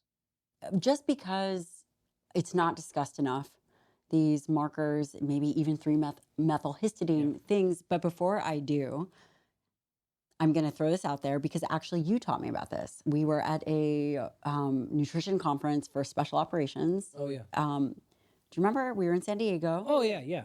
It was for, it was a lot of the nutritionists that worked with and works The with. JSOC stuff. Yeah, JSOC, Joint Special Operations Command, DevGru, those kinds of individuals. Digital twin. Oh, yeah. Is that where the digital twin potentially comes into play? And my listeners don't know about digital twin. Maybe they're smarter than me. Maybe they know about it. Yeah, But most don't. I just learned about this. Great. The digital twin is, imagine we can take your physiology, your genotype to phenotype. So who you are at the genetic level all the way to how that is physically expressed, how tall you are, how you feel, what blood biomarkers you have. And we could digitize that. And now with that, we could run endless simulations on you and predict how well you're going to respond and in what ways to any intervention, and any combination of interventions. So you did this for your sleep routine, Pretty you did this for your incredible. supplements. Yeah, you run that whole thing, and we would see what would happen with your physiology as a result of that. That human digital twin thing has been going on since the 1960s. And now it started off at NASA after their Apollo mission that got all screwy. And they basically said, here's a new standard. Any physical machine we send up to space has to have a digital twin made of it. So if anything goes wrong in space, we can run simulations on it here digitally and I'd have to rebuild it physically, identify the problem, know what the best solution would be for our crew up there, and then tell them exactly what to do. That then just got extended in the 1990s or so to the human. It made sense, right? How can we start digitizing? And so the first things that started to come on board were like the heart. And so being able to run a digital twin of your heart and then identify which surgical intervention is going to be best for you in your particular case, right? Using that information. There's a couple of groups that are working on the physical brain, and that's getting close. Just physically, not cognition, not emotions, not memories, not like that's a very deep problem to get to. The soft and hard problem of consciousness, like that is way, way. We are not there yet. No, but just like a physical brain, pretty close. Lungs and kidneys are very close as well. Those are not so much so it's like they're basically here. You're talking about like third step clinical trials now at this point, running some last little things, but and technology and costs and stuff, but it's really, really quite here. The stuff that's been worked on for the last decade or so, and you'll find these if you just go into PubMed. Yeah, I have. Human digital twin, you'll start mentioned it. Yeah. seeing these all over the place, right? This is not like a fringe thing. You'll see human digital twin for the immune system. And that gets really, really challenging. We're not close to that yet. But that is hard because, as you know, like I can go in and pull out your renal system. I can go in and pull out your vascular system. I can go in and pull out your pulmonary system. I can't pull out your immune system. It's everything. It's in every cell of your body. Like it's all over there, right? So figuring that thing out, mapping that is really, really challenging. But there's other stuff we can get to. So we actually, like one of the reasons I'm here in Houston right now is tomorrow we have a special little conference thing going on. We just actually finished our first round of our human digital twin project. It was myself and a bunch of other companies. So our sleep company, our blood work company, and a bunch of other companies came through and said, okay, what if we run all these analyses on somebody, create a digital twin of them, then put them through advanced protocols based on their response, and then test them at the end. And that's the actual project that we completed with a handful of the NASA teams and other stuff, SpaceX and like some other groups that are combined on that one. So we put all that stuff together. Pilot study, learned a lot from it, but really impressive. There's a bigger conversation about like some other things going on. But the reality of that step number one, like I talked about, assessment, it's just getting better and getting really good. We still don't know who we're comparing to. Like, I don't know any of the things, but the ability to take your physiology and upload it, it's just not a if anymore. Like, it's effectively here. Being able to run digital twins on your own self and to be able to put them through, like there's actually a group called Svexa, they're in the Bay Area, but it's like Silicon Valley Exercise something or other group. They were able to, they can take very limited amount of data and basically tell you how you're going to predict in any performance marker any time down the road. I mean, that's pretty extraordinary. Yeah, with stunning accuracy. I think that they did this for the Chicago Marathon, and the group of people that they did it with, they were within like 6 seconds of their marathon performance. Do you think there's a space where we could say, okay, from, in my brain is the practical aspect, would this give us a sense of where someone, and again, recognizing the limitations of the subjective question of feeling better. Let's say we have a woman and we have her do these things, or we give her this amount of testosterone, and then she feels, we give her, 50 milligrams of testosterone this week. It causes her free testosterone to go to 100 and she feels amazing. Just make it up. With amazing accuracy versus we give you 20 milligrams of testosterone, you might see a free testosterone of 15. Because that's kind of the human variability. There's, again, I understand it's not the intracellular amount. We're... Sure. I mean, the fact of the matter is why people who are listening to this will really care is you just saved years of experimenting. Years. Of trial and error because... And you save, when this is going to be ready, you're going to save massive side effects. So we gave you the 50 mgs of test, and all of a sudden, now you're crazy. And you lose all your hair or whatever, and you get acne. Tons of... Maybe testosterone wasn't the right choice for you. Maybe we had to figure out a way to lower your sex hormone binding globulin or whatever it is. Right. So the issue is, there's many issues with this stuff to balance the conversation, because like I want you to get excited, but not too excited. I was very excited. The balance is always still, remember, it's only as good as data in. So what data did you collect to begin with? Right. Okay, that's you have to be really careful of that. Then number two, it's only operating on the information it has. So like if it doesn't have any information about your mental health, then like it's not going to be able to predict that. Has no idea, right? So you have to have a more comprehensive. This is why when you have practices like your medical practice, this is why you have the success you have, right? Because you're looking at every part of this program, right? Everything holistically. Yeah. Everything holistically, right? Ours is the same with our coaching practice, right? Like you have to do it this way. I think at this point, In order to move the needle You have truly in to. a meaningful way for people, it has to be all encompassing. Yeah. It has to be stool, all of it. You have Stool, to. saliva, genetics, everything. Yeah. If not, like the way that we phrase it is, we're looking for performance anchors. Okay, what does that mean? What is an anchor that is holding down your performance? I didn't say sport. Your performance. Again, you define how you look, feel, and what perform means to you, right? So we've coached hundreds of non-athletes, hundreds of them, right? Okay, you tell me the terms. I'm still looking for that anchor. What's that thing holding you back? Maybe for you it is your testosterone. Totally great. I don't do that. I don't give hormones. I'm not a real doctor like you. I'm sending that person to you. Okay, great. I really think you need hormone therapy, like you go to them. Not what I do. We're going to come back and say, okay, your biggest thing though, however, is maybe it's something small. I'm trying to think of examples that I've had like the last couple weeks.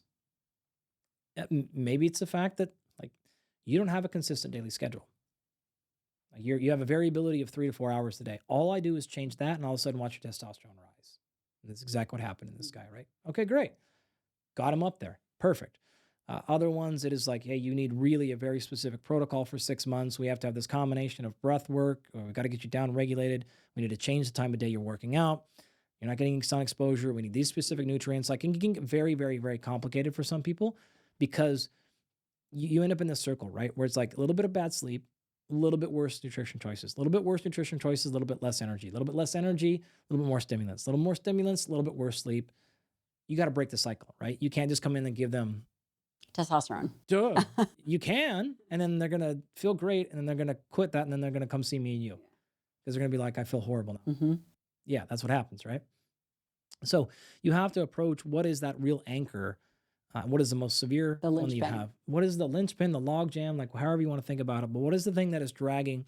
And the tip I'll give you here is, it's not the thing that's dragging necessarily like just your performance down. So it's not always 1-to-1, meaning like I have low energy, therefore it's an energy issue. Maybe not. Like really, maybe not at all. Or I'm not recovering like I did. It's something in my maybe not. It is what is putting the most constraint on your physiology. Physiology will only operate to the level that it is constrained. You have to figure out what is constraining that physiology, then get out of it the way, right? And then watch all the other peripheral things just take off, because physiology is physiology. It's all just one big soup in the same pot, right? So it's not like you can mess with one of the ingredients and expect the other thing not to get messed with. So look at the entire pot and then go, this is the area. Even if you don't think you care, let me give you like a direct example so people don't think it's obvious. Like, you're not strength training at all.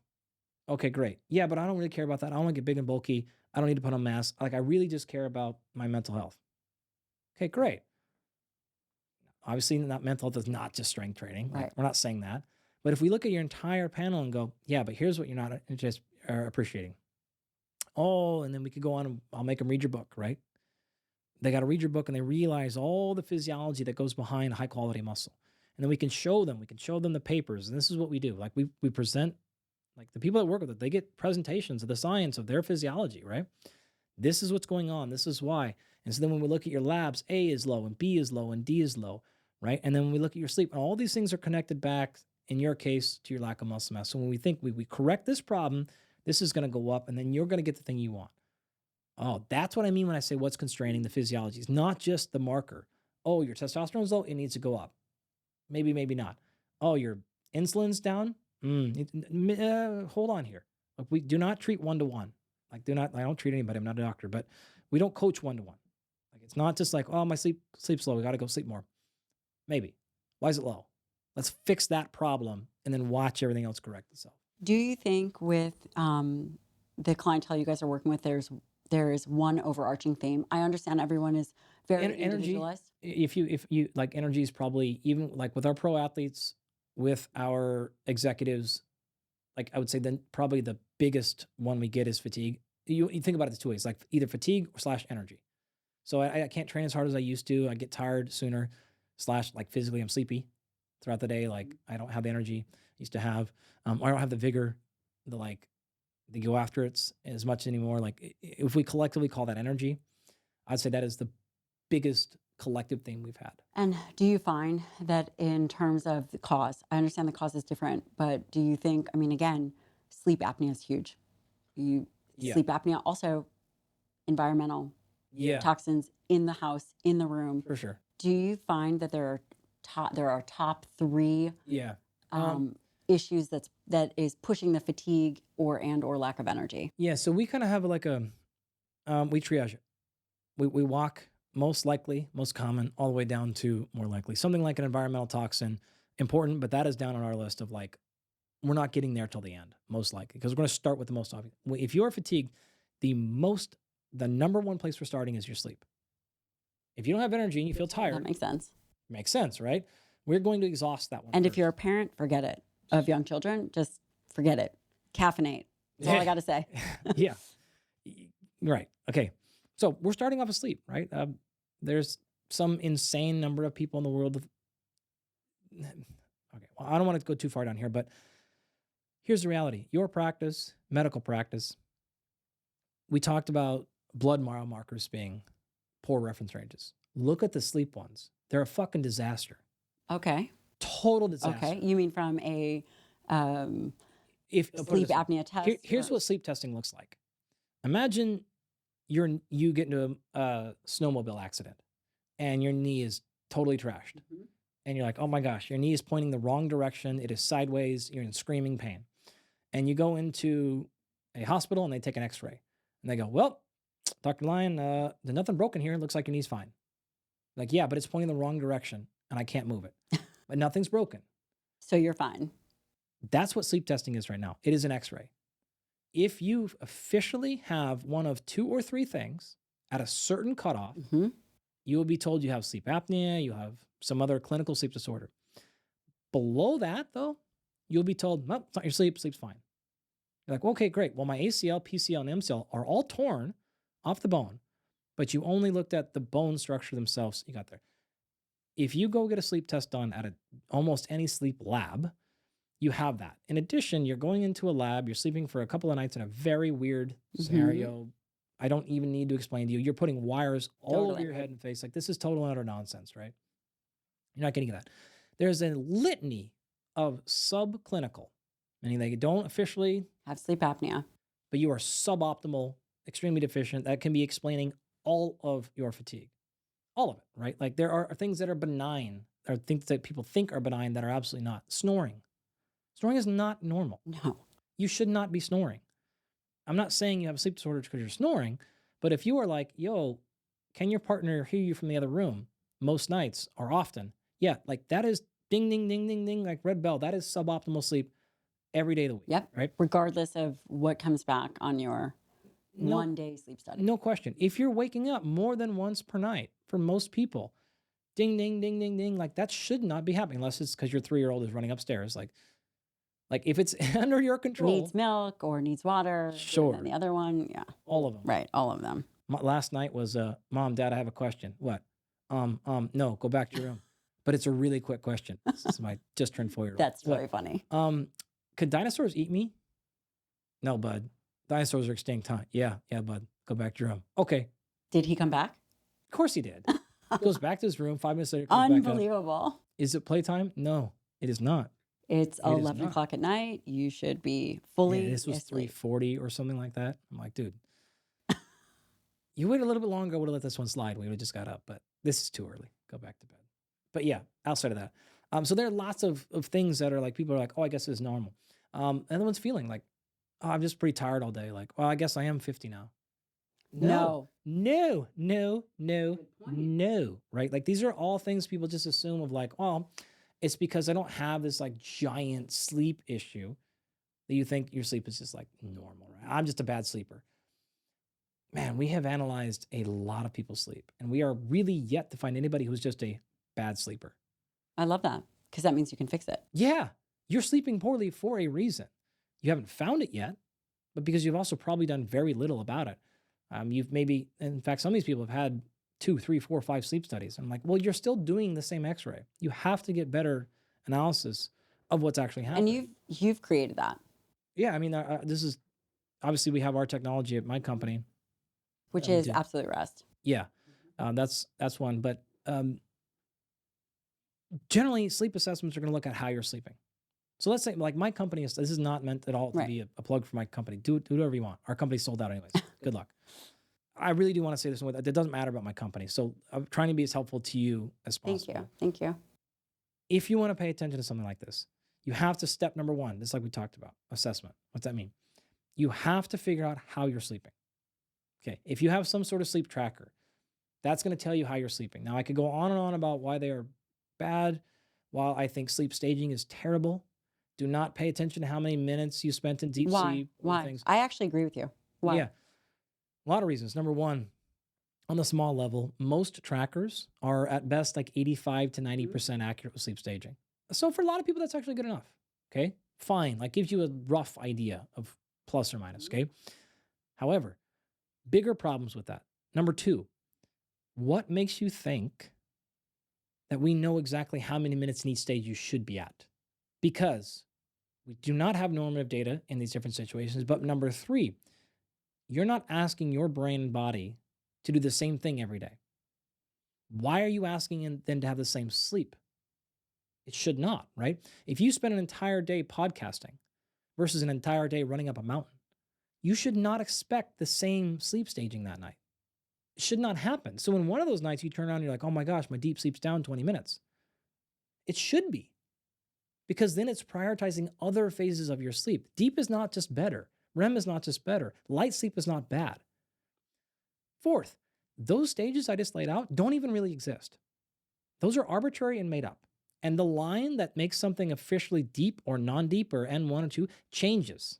These things have been restructured over time, right? And probably will continue to be. They will, for sure.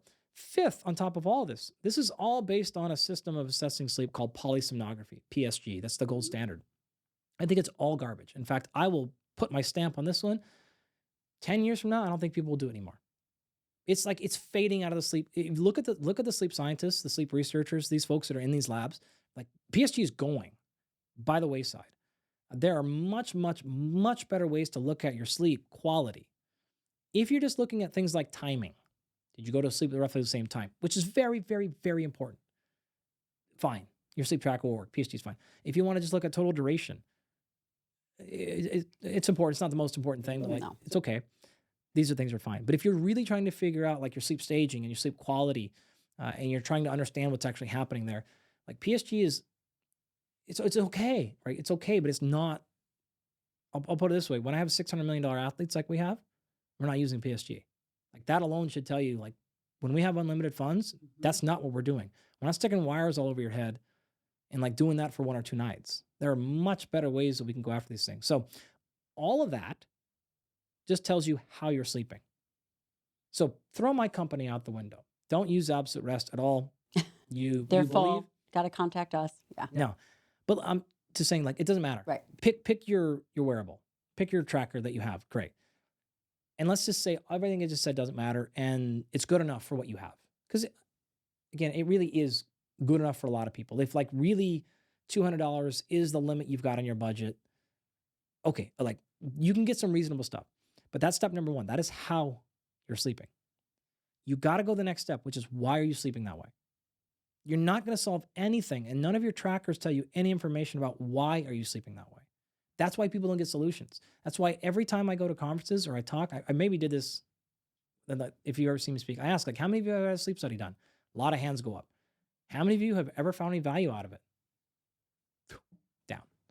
Well, I don't know. We see a ton of major sleep apnea from head injuries. Oh, yeah. And You're going to see that, right? Yeah. And then they usually get told CPAP, which is like, hey, we are all for or CPAP, transmagnetic stimulation, other things There's might be better Yeah. ways to go after, Yeah. right? You know how many NFL guys get told to wear CPAP? All of them. And you know how many actually you wear it? 0. There you go. 3. Exactly. I'm like, it's not going to work, right? People rip them off. Like, there's all kinds of problems with it. Really not against it. Like, tremendous solution for a lot of people. It saves lives, like changes lives. Yeah, for sure. For sure. It's not about that. But is it why? Okay, why are you sleeping the way you're sleeping? You've got to expand past the fact you just have obstructive sleep apnea. If that is the case, for sure, definitely go after it. But you want to think about this in a couple of different buckets. You mentioned environment. Mm-hmm. There are environmental factors physically going into it. I'm not talking about like the sleep hygiene stuff, like how light it is. Talking about CO2 pollutants in the room. Yeah, dander, pollen, allergens, like all kinds of stuff like that in the room. All these things that are happening there. Number 2, is it actually pathology? Do you legitimately have a sleep disorder, right? Okay, like that could be happening, but that's only one of our 4. Number 3, is it behavioral? Are you doing something? Are you doing many of the obvious things one should not be doing? You had caffeine late. You did. Oh, is there something wrong with that? Yeah. Right before bed? Yeah. Well, not if you're a parent because you're such sleep Just deprivation. You forget just it. fall right asleep Yeah. anyways. Are you doing really high intensity training really late at night? Right? Are you like doing many of the things that you like pretty obviously shouldn't be doing? Having giant meals right before you fall asleep, right? Okay. And then the last one, the 4th one is physiological. So is there actually something in your physiology that's doing this? So like, are you not creating enough serotonin or melatonin? Is something off? Obviously, a cortisol curve is like the most classic thing here, right? But it gets way more interesting than that. Micronutrients, vitamins, minerals, like all this stuff can be now laying the foundation of really what's happening. Any of that stuff. What I didn't actually put on that list, but actually part of it is it psychological as well, right? And there's clearly PTSD, trauma, anxiety, depression, like a lot of this stuff going on. So how you solve your sleep issues is you try to look for that performance anchor. If this thing is in psychology, I don't give a rat's crap what melatonin you take. Like, not going to matter, right? We're not solving any issues. If this is really a brain injury, I don't care what breath work you do. That will help, but like okay, great. Like You it need is other now things like HBOT or tons of other stuff going on, right? And so it is about going back and saying, finding out how you slept. That's just the start of your journey. If you can find out how you're sleeping specifically, though, now knowing where to start with our solutions is really precise. Like, that's why people at Absolute Rest have crushed it so much, because we don't have to guess anymore about, well, like it could be this and this, and we have to give you 600 things to go do and try, because we have the most advanced analysis of how you're actually sleeping. We now have the most direct pipeline to exactly what to do. So we can just go after people with lasers and just juggernaut the big thing that's coming after them and overwhelm it and just like, go after problems. So it sometimes it's really, a lot of times, hopefully, it's really easy, cheap, scalable solutions. Like that's by far the most. If we can, we like to start with inactive solutions. Like if it is something to do with your environment and we can open up a window, you didn't do anything. That's an inactive one, right? If we can do something. If we then have to progress to active ones, like from those passive ones, and you have to have change your behavior, activity, we will. But obviously, hey, if we can start with something that you don't have to do much and we can win, like that's where we're gonna go for sure. But eventually, sometimes it's like, hey, you're gonna have to change your behavior here. Hopefully, we can. But if not, we'll work backwards, right? We work with people that run companies all over the world, and like it's like, hey, I can't just have you going to bed at 9 o'clock. Yeah, like that's not gonna happen, right? right. Okay, great. How do you help me within that? Then that's when we start getting really tricky and dialing stuff up a little bit. But that's going to be really specific to that person. And that brings me a little bit to muscle, because everything goes back for sure to muscle. We're muscle people here. Yes, we are. So I have a couple questions there. And then I do want to circle back to this biomarkers. Oh, yeah. Because I have to say, I don't know if you know this, but you were the one that turned me on to Bente Pedersen's work in Copenhagen, who really looked at myokines. And again, I don't know if we know the amount of training that's going to release X amount of myokines. But before we get to this, let's close out sleep. Okay. There is evidence to support that training can offset lack of sleep. Would you agree with that? No. Okay, good. Tell me. It would all be pedantic here. It would depend on when you mean by offset, and it would depend on what type. So, like, clearly what you're not saying is like, hey, as long as you live today and you sleep an hour tomorrow, you're fine. Like, that's not what you're saying. No. At all, clearly. It's some level of like, well, how much and by what? Could you manipulate some markers? Yeah. Would you totally ameliorate the issue? I don't think so. I think the most proper interpretation, I know actually what papers you're kind of referring to, but there's probably some you've read I haven't. I'm surely actually.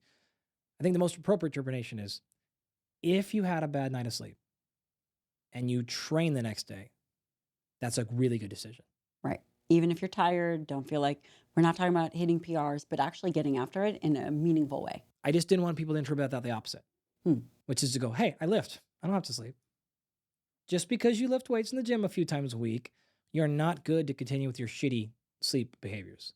Didn't want that interpretation. So I started Well off a done, little sir. bit with like a catch the attention. But yeah, like it's it's exercise in general for sure. We'll do it. But strength training has really vigorous training, but really strength training will have some special benefit there. So I will absolutely say, like, let's say tomorrow. Tomorrow our meeting starts at 7, I think, which is Texas time, which is 2 hours ahead of my time. Is that So right? you're So that's 5 going to be a.m. 5 time. There is a 1000% chance I will be lifting tomorrow morning.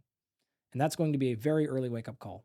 Yeah, for me, right? gross. Don't It's want to like do 4 that a.m. at all. But 1000% is going to do it. I could sleep in and just go for some additional drugs in the morning. Go to more coffee, things like that's what I meant. Just calm down. I actually packed you a little. Yeah, great. You're a doctor. You can do that stuff. I'm not. But they're just talking about caffeine, people. And that's going to strictly be for me going, I need to be productive tomorrow. And I can go 45 minutes extra. I will legitimately, not only like psychologically, but actually very physiologically be in a better spot tomorrow. So that will happen. I'm tired too. Like I don't like waking up. I would rather not. I'm not one of those people who are like, those people like, no, I would definitely rather sleep. But I know because I have to be on tomorrow, I will do that. It's been a really rough run lately for me. You've had a lot of stuff. But it's going to happen, right? Like you're going to get that done. Depending on what time we finish tonight, I might probably do something tonight as well, just to move through there. So I think if you're positioning your statement that way is such to say, like, again, if you've done something and for whatever reason, within or outside of your control, that where you got suboptimal sleep, even if it's acute or even mildly chronic, a few days, weeks, something like that, strength training will be a really good choice that next day just to get something through there. But I wouldn't want one to use it as an excuse to continue with poor behaviors. Do you think it matters the load that you're lifting? Could it be, because again, it's the stimulus. Could it be a lighter weight, more reps? Does it need to be? I would say don't let the enemy be or don't let good be the enemy of perfect here. Fair. Get what you can. And this is interesting from a muscle physiologist because we know that there's different adaptations, physiological adaptations if you're lifting heavy versus if you're lifting light, not just above and beyond hypertrophy. Yeah, but you also got to be a human. That's right. You got to be a real person, right? I think one of the reasons also when people ask me questions on podcasts about like protocols and stuff and different actual interventions, I rarely give straight answers. I'm always just like long-winded going backwards. It's difficult. Like, why? And it's difficult because when you ask a question like that, my brain scanned the people I worked with just this week, right? I went, okay, all right, starting quarterback in the NFL, coming off injury, guy playing in the Masters this weekend, like in golfer, a bunch of our non-athlete clients, couple folks who just need basic workout program stuff, another one running $1 billion hedge fund. Okay, great. My brain scanned that just this week, right? And I went, that's not the same answer for all these people. No. So I can't, in my real honest effort to like really try to give all of you listening, I don't know who you are. So I'm trying to give an answer where I don't mislead some of you. I don't want to put some of you in the wrong position because I'm only thinking of this myopic avatar in my head of who you are listening. I think some of you are probably running a bunch of companies. Some of you are probably MDs. Some of you are probably traveling a ton. Definitely some moms out there. Definitely some guys trying to get jacked. And I got to try to have an answer that is accurate for all of you. And I appreciate that because it's hard to be specific. It's hard. Even hypertrophy protocols. Yeah, you could say, whether it's a 3x5 or et cetera. Yeah. But there is a whole spectrum of what can work. Most definitely. Muscle clock genes. Oh, yeah. Talk to me about that. Some data has kind of changed over the years. I think it really got a huge, I remember when I was in fellowship, I think one of the first papers had come out. This is at WashU out of Sam Klein's lab, 2015. But since that time to where we are now, What do we know about This is really good. muscle clock genes? And is there any relevance for application to us? Okay, I'm gonna put my foot in my mouth on this a bunch, but I don't mind, right? Like science is the act of being wrong mostly, right? That's really what it is. Generally gonna be more wrong than you are right. I don't see any utility in them right now at all from like a practical use. Now, muscle clock genes, let this again set the stage a little bit. If you're thinking about, we're trying to get an assessment of overall quality and functionality, right? If you think about like biological age, similar idea, chronological age. Okay, so what we're saying is chronologically you're 32, 68, whatever. Okay, great. With these markers, we're trying to figure out like, yeah, but like how long are you going to live and live well? Not every 35-year-old, 55-year-old's the same, right? So biological age, phenotypical age, various calculators. There's a bunch of them. They're like these classic like 9 hallmarks of aging. It's probably in your book, right? I think you have the 9 in there. I mean, we have certain things, but we don't. You pulled some out. Yeah. Yes. Great. Okay. And they're all a little bit different. They're telling you a little bit different values, and they're all like, okay. Now, there's some that I really strongly dislike. Happy to like call them out by name if you want or not. And by the way, you guys can pull up this paper. It's a Hallmark paper, and it discusses the 9 hallmarks of aging. I think they've added 2 more potentially, but sure, you guys can Google it. It's free, PubMed. We'll link it. Amazing. So what we're trying to get to with this one is like, okay, now can we break this down more specifically to muscle? And if I just look at how much muscle mass you have on a population level, this will be pretty telling, roughly telling, right? Now, if I compare muscle mass to muscle strength, now muscle strength is way more telling than muscle size. Translation, if you were to take 60,000 people or 600,000, it doesn't matter. Randomly, those that have more muscle mass are generally going to be healthier than those that don't have as much mass. If you factor in body fat, Right. things like that, okay? Fair. All right, great. Now, if All right, you great. also strength tested these people, what you would find is their data on their strength would tell you more about their overall health than their data on just their muscle size. So what we generally would say is muscle size is important, but muscle functionality, muscle quality is more important than just muscle size from an aging perspective, right? From a longevity, from a functionality, from almost every sporting perspective. So almost across the board, how your muscles functions, generally more important, unless one of these is severely off the train. So if you're really under-muscled, I don't really care how strong you are, this is going to be having a problem eventually for you if you're really, really under-muscled, right? So unless you're way off the It's spectrum. talking about sarcopenia or even cachexia, Definitely. frailty. There's actually a paper that came out today. This was like tongue in cheek here, but it was cool. They looked at calf circumference, and they were able to find that calf circumference, and this was in elderly people in the hospital, were able to predict some percentage of prognosis, right? Mhm. And I was just like, yep, like what we've been saying for decades, like small calves is not only embarrassing, but it's deadly. Yeah. But the point is, like, you can actually get a pretty good assessment of people from that on these population levels. But functionality is typically more important. The next level then below that is saying, okay, can we do liquid biopsies somehow? Can we get a blood marker from somebody and predict their muscle quality? Why? Because in order to get muscle quality per se, I have to have a functionality test, which means you have to come in, I have to have a lab. Do we have technique issues? Do we have warm-up issues? Do we have knee injury issues? How are we going to get this done? Is one of max testing is, how are we going to standardize this? Okay. These are easy problems to solve, but like it is some barrier. Yeah. To training, to execution. Okay, what about imaging? So I want to see the muscle quality itself. Well, that's an MRI. That's really expensive. And who Or interprets it? CT, we don't want radiation. Or DEXA, which is not that great. I'm not a huge fan. No, you're not going to get much information from that. Or ultrasound. Okay, still you like how hard you press, and it's really, really challenging. Time, expense, again, not unsolvable problems at all, but issues. So like, can we get easier? Can we pull something out of your blood? And are there any markers in there? And this is what you and I have been like for, I feels like 10 years, Talking about. like going after, right? And this is why the myokines and cytokines come up. And this is where the our phenogains project is like why we've done that project. And like there's tons of stuff.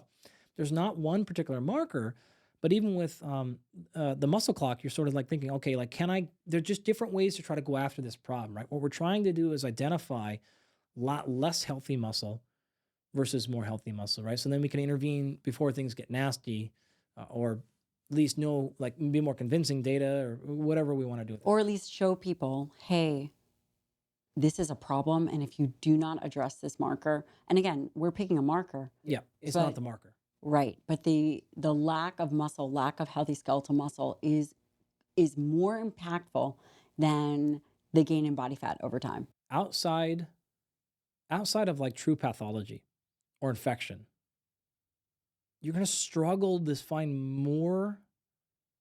Like I'm doing this live right now, so I'm like looking not even at you because I'm thinking. I don't know if you can find a marker that's gonna be more predictive of your global health than that. It's gonna be really challenging. Maybe one could argue mental health. All Okay. right, But that's also different. That's more of a totally. subjective as opposed to objective data of here's the marker. Yeah, because like obviously you and I are, if we're gonna play a game of what's your favorite organ, like you know which one we're gonna pick, right? Tell with your liver. Yeah. You just beat it up if it comes back fine. All right. Do you want to know what I drink in the morning that is a little bit salty and gives me a huge pick me up? Well, I'm going to tell you. And that is Element, chocolate element, that's LMNT in my coffee. I brew a black cup of coffee with a shot of espresso, and then I put a scoop of collagen and a little bit of MCT oil in it, and 1/4 a packet of Element chocolate. Sometimes I use chocolate mint. I've also saved chocolate caramel. It's kind of this like chocolatey caramel.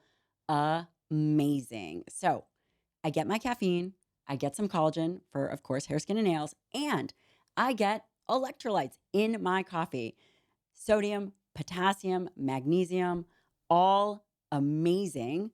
I have now created my own supercharged drink, which you can too. And by the way, this is a different way to take Element. That's a little packet of electrolytes.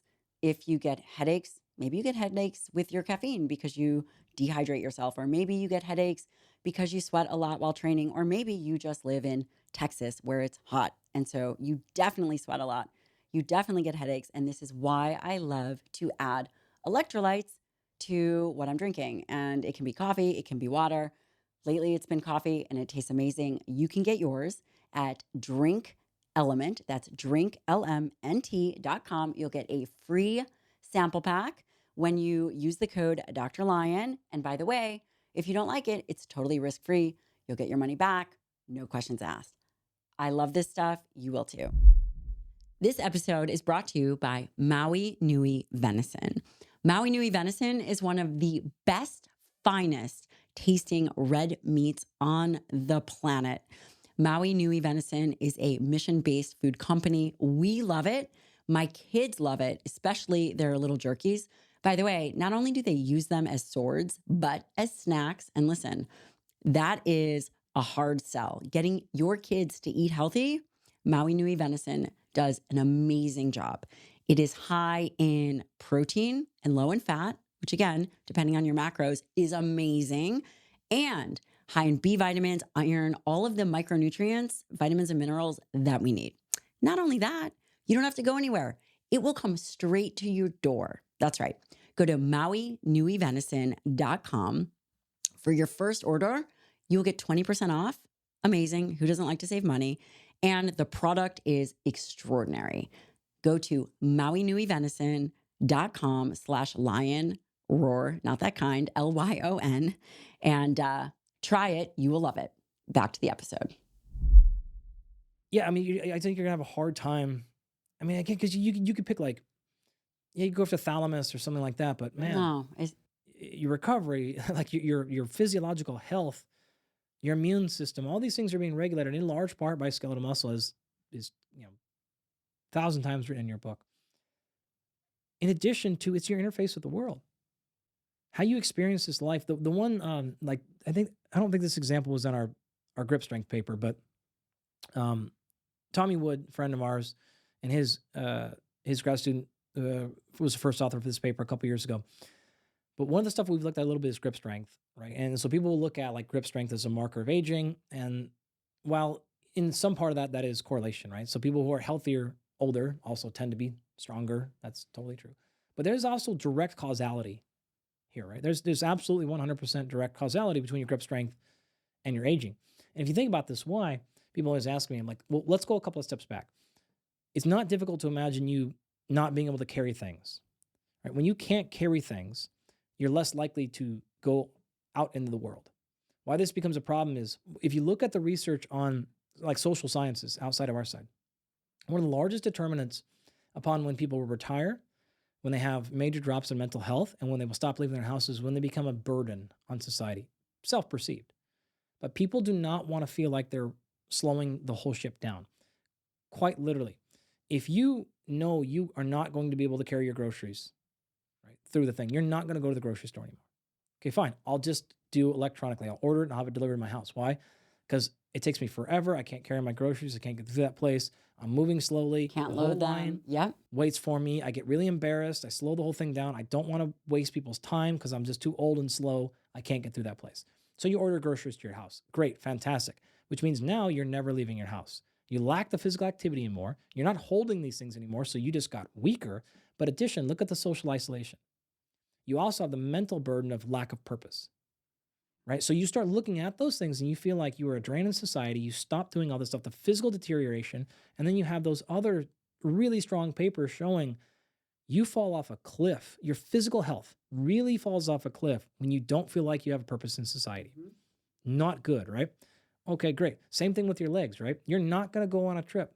You're going to skip the family vacation. You're not going to go to the kids' activity because you know that that place has stairs in it and they don't have an elevator. Not going to go. Not going to go. You start opting out of things because you don't feel strong in your legs and you don't feel strong in your hands. If you're on, you know, you have to take that tram because you're going to go to the airport and you have to take that tram to get to your car. And you know that tram is really busy and you don't feel confident that you can stand in there with your balance while that tram is going.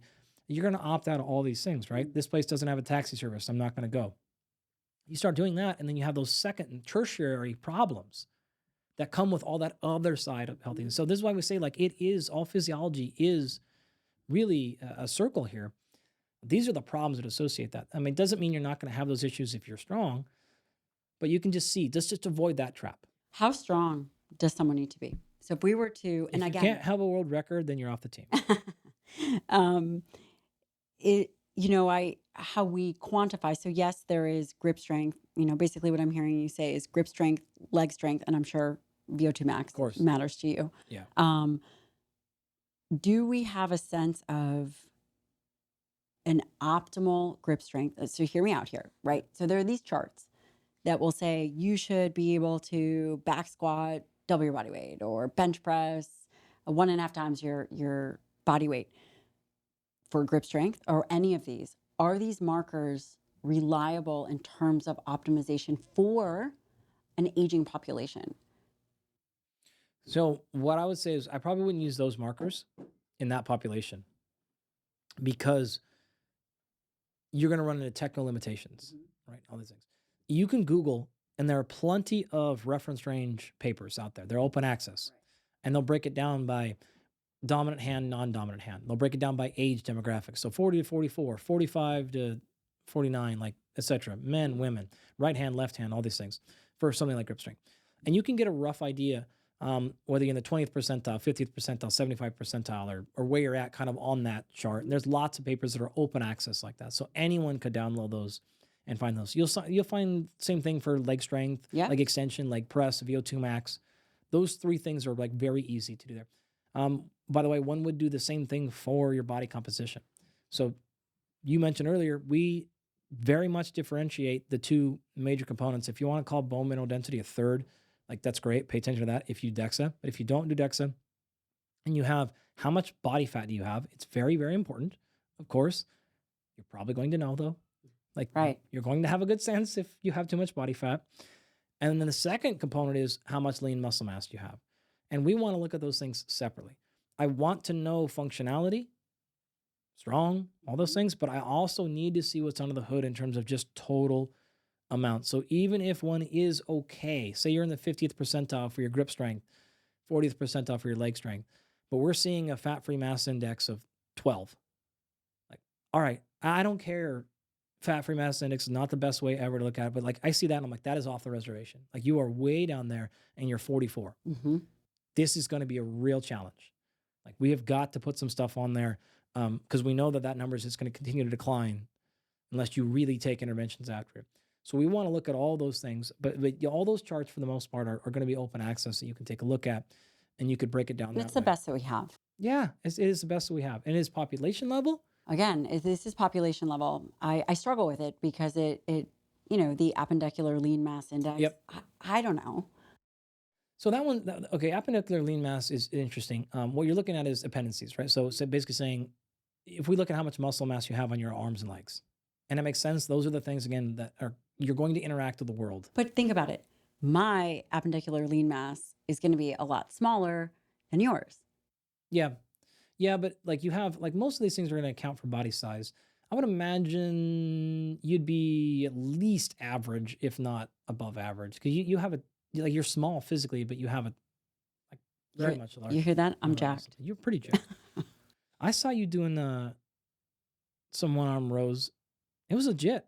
I think I texted you and I was like, dude, that's legit. And you're like, oh. I was like, no, that was like legit. I don't know what you're doing, but it was like a real number. It was good. Not bad for a non-athletic real person. Yeah, but for whatever. Sure. But like that would be a situation where we're like, okay, if yours came back a little bit low, like, all right, you clearly don't need to add muscle. Why? Because look at the other markers you would have, assumingly, right? And you're just like, okay, everything else is checked out. Functionality is there. VO2 max is there. Wham, body composition. Okay, like you're fine. Like, I'm always going to support people getting more jacked. Like always. But at some point, they probably should get, would it be fair to say that individuals should put on as much healthy muscle mass as they can while they are young? Yeah. Because I'm always going to support that, right? Now, coming from someone who's like certainly not the most jacked person ever sitting in this chair ever, or even close. But yeah, like there's actually, let me go back a second. There's kind of a line with skeletal muscle mass. You asked a question about grip strength. All right. There is a line of muscle mass. I'm gonna go the U-shaped curve. Are you getting to that? I'll do that right now. I wasn't going to, but there are idiots. I mean, people that would have folks think that too much muscle mass is deleterious for your health. Right. And that's like so easily not true. You will find published papers on this, typically from MDs, but we're not that bad. I was just taking a funny shot. Okay, fair. Very clear data. If you have insufficient muscle mass and you compare this to things like mortality risk, survival risk, all-cause mortality, it's just risk. Doesn't mean you're actually going to die. Like just like you're adding stacks to the deck, right? Of like more risk. You know, it's 10%, 20%, 30%, 80%. But again, it's not taking into account metabolic dysregulation, anything else, which comes with low muscle mass. Those are issues with insulin and glucose and all the other things related to healthy skeletal muscle. If you look at that, what you'll generally see is if you're under muscled and you increase muscle, things get better. Lifespan goes up, right? And that is pretty much a straight line. And some people have published data and spoken about data incorrectly, such that that line looks like a U, meaning if you get like in the male numbers, I don't know the female numbers, sorry. But it's something like a fat-free mass index of ballpark like 20 or so is when the line crosses. So once you cross to a fat-free mass index of 20, getting any more muscle mass makes that line go back up again. So it's the U, right? So it goes down, decreasing risk, got to 20, now went to 21, 22, 23. Now I've increased the risk. It's fundamentally not true. We published data on this. In fact, another one of our papers recently showed that if you go into the national databases at which those things are pulled from, you will find zero correlation between the muscle mass in those populations and their physical activity history. And I'll say that one more time. No relationship between physical activity past and muscle mass, which tells you those people did not, under any circumstances, accrue their muscle via lifting weights. They accrued it most likely from just being bigger people. Right. Which is to say it is muscle, but it is not high quality and healthy muscle. What would define high quality, healthy muscle versus unhealthy? Non-functional, as in it's not strong. It can't produce any function. The classic visual image is it's going to be marbled, meaning you have fat infiltration in there, right? You're going to have other byproducts, inflammatory responses, suboptimal ones, right? Typically sensitivity, beta-adrenergic receptors, hormone, basically every hormone receptor is either way dialed up or way dialed down, right? So insulin, anabolics, estrogens, like all these things are typically off. Byproducts, like basically every marker of healthy functionality, mitochondrial health, metabolic properties of them damaged. Like not always every case, but like you'll see Typically, especially if something. they're at that point. Yes. Right. So let's go back to say, like, I don't think that's true. However, I don't think there's a strong argument that once you in men get past about 20 to 21, that getting any more will exceedingly increase your health span. I think that tapers off. I do think from 14 to 21, 22, it helps. Going from 22 to 25, 22, like 25 is a lot. That's really big amount of muscle. I don't think you get any healthier there. I think at that point, now we're looking at other aspects of your health, your metabolic health, your VO2 max, your lifestyles, your mental health, like your sleep. Okay, great. That's not the case though for strength. That's not the case for VO2 max either. There are multiple giant data sets. You're talking about meta-analyses on top of meta-analyses.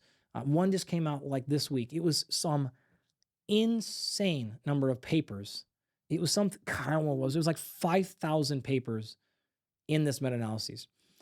If you look at Jonathan Meyer's work, all the way back to Stephen Blair's work at late 1980s, early 1990s, you typically will see no upper limit to benefit for leg strength, grip strength, or VO2 max.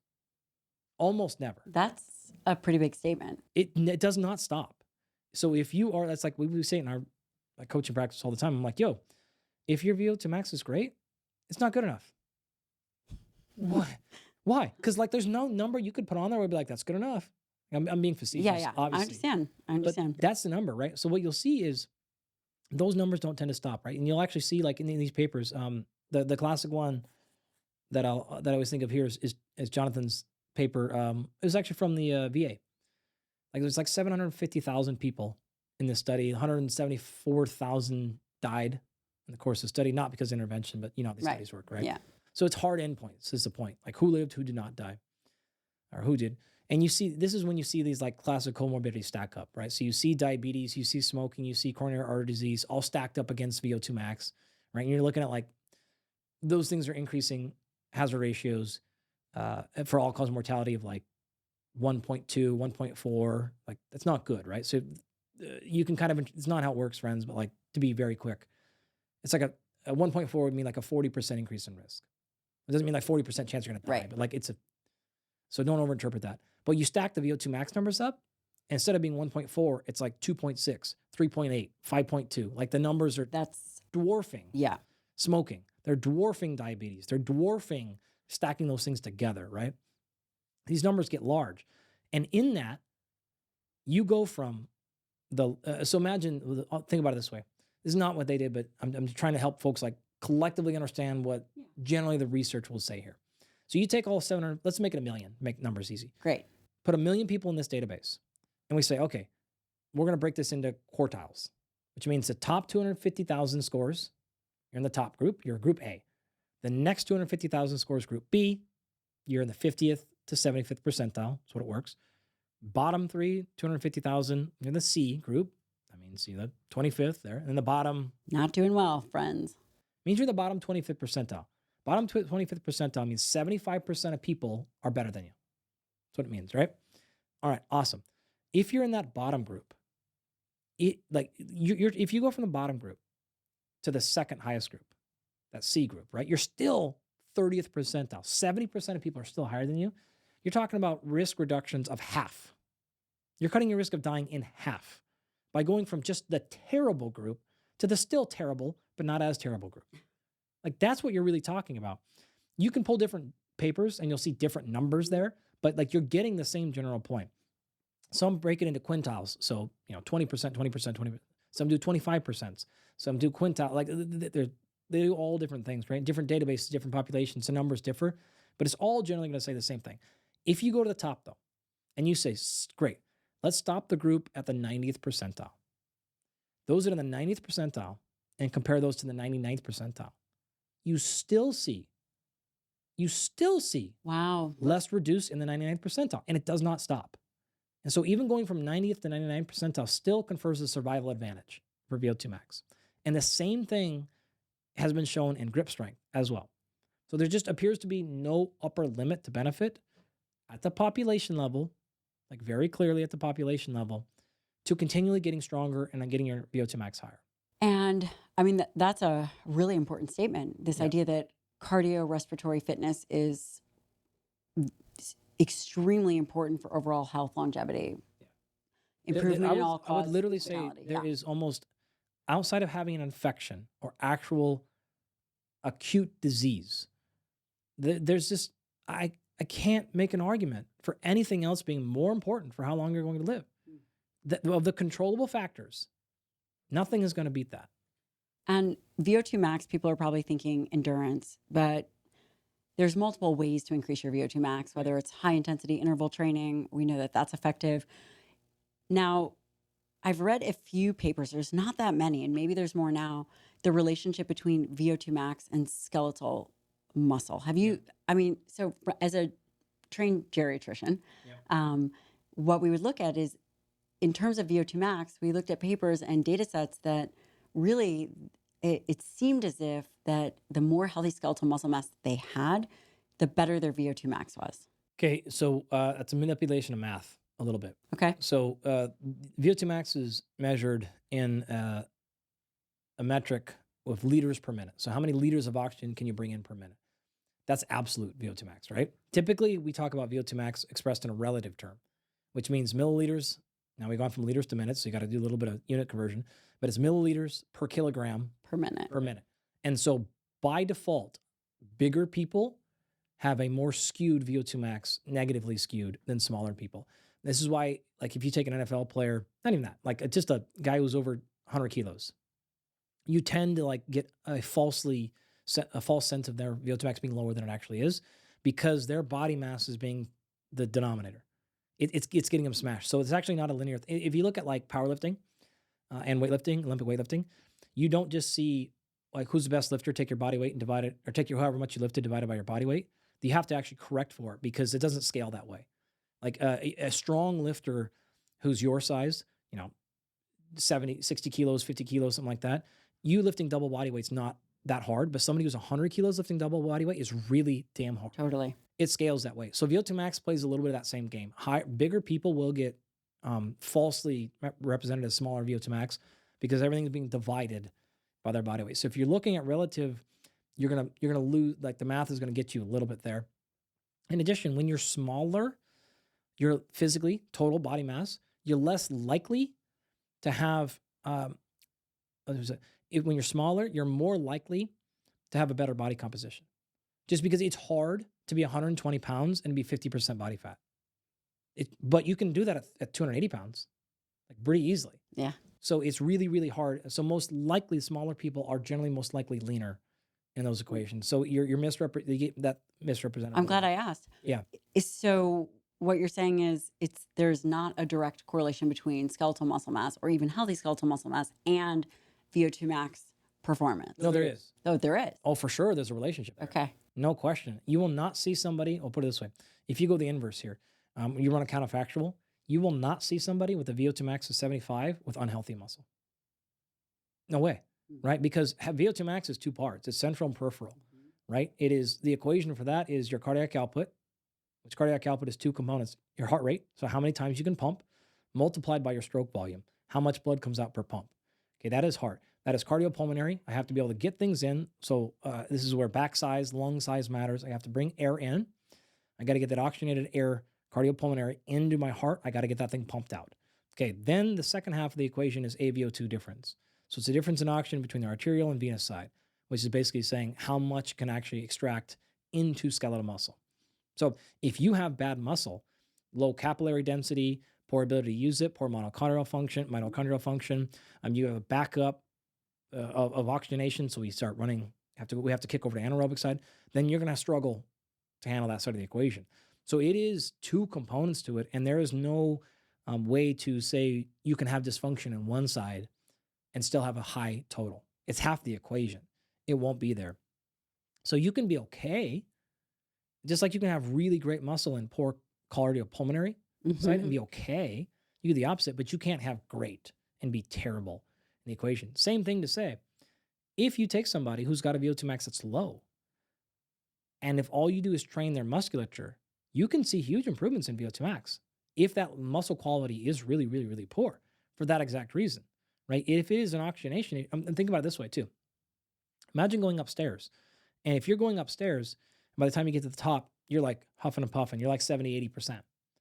It's probably not because your cardiovascular system's unfit. It's oftentimes because your legs are weak. Why? Because every step now took 70 or 85% of your 1 rep max. This caused such a large amount of muscle mass to contract. It caused a large amount of energy production that you had to kick energetic demands up so high. If you got your muscles super strong, and now walking up those steps represented 10%, if your cardiovascular system didn't change at all, you're now way more quote unquote fit. That makes a lot of sense. So really they're interrelated. 100%. Half the equation. You can't find, like, you could find an elite cyclist out there, male or female, they are not weak in their legs. They typically don't jump very high. They're not powerful or springy or things like that. They may not back squat very much. But like, if you put them on a, look at the watts they kick out on the bike, you're gonna be like, oh, geez, like they're smashing out 600 watts. And you're like, yo, I can't get that once. They're not weak people at all. It's just like specific training for adaptation. So it would only behoove you to increase your muscle quality, to increase your VO2 max. It's only going to make life better. And you will never get a really great score with that. I can tell you, like, going back, 4 hours ago when we were talking about performance anchors, that's one of the things we look at. So when we have, that's actually a really good example. When someone comes in and we see that their VO2 max is super low, we don't all of a sudden just naturally only put them on like a steady state endurance program or even high intensity intervals. We might look at that and go, yeah, we're not going to high intensity intervals, especially if we have something else that's causing problems. So if they are a hard charger, right? They're running companies, they're in a job that has really, like, where the consequences matter, like physicians or finance folks were like, hey, maybe you're not working 90 hours, you're working 40, but every choice you make really matters. Yeah. All right, great. I probably don't want to throw you into high intensity intervals every day. That's maybe not the best approach for you, especially when I'm looking at your sleep data and your respiratory rate's 18. Their nervous system. Yeah, like you're overbreathing, you're shot, right? Okay, I'm not going to do that to you. But your VO2 max is 26. Okay, great. I'm going to go out that a different way. And we may look at this thing and go, okay, is it a cardiopulmonary issue? If it's both suck, then I'm probably starting with muscle. I'm probably starting there. And then I'm working my way backwards into it. And I might get cardiopulmonary via breath work. I might get it with the sauna. I might get it with walk. I might get it with lowering arousal. Like, we got lots of ways we can play with the VO2 max side of the equation that doesn't have to just be hard charge, like go, do 4 minutes of death sort of thing. Yeah, because remember, terrible. You're just looking at physiology constraints. There's 1,000 ways to get there. And I'm looking at it and going, based on your other factors, how can I get you there? And that person with different situation scenario, I might go, yeah, let's just go do this. Boom. We're going to train, we're going to run, we're going to do endurance work. Okay. But depending on the person, we're just looking for the physiology. And once I get the physiology, I'm going, all right, what are my different options? What are my different tools to get there? So I were never tied to like a methodology or a protocol or all that crap, because I'm just like, man, you just think about the physiology. What's challenged adapts. What's challenged adapts. What's not doesn't. So I'm looking at that as going, okay, what are my different options to make a challenge there? And if that means we're going to put you in a pool, I mean, it means we're going to hold your breath. It means we're going to go for a walk. I mean, put you in hot or cold or whatever. Like, I have different options there. And then other folks, I might be like, no, you don't need a sauna. Get that sauna out. You're just wasting your money. We need to go do this over here, right? That's too easy for you.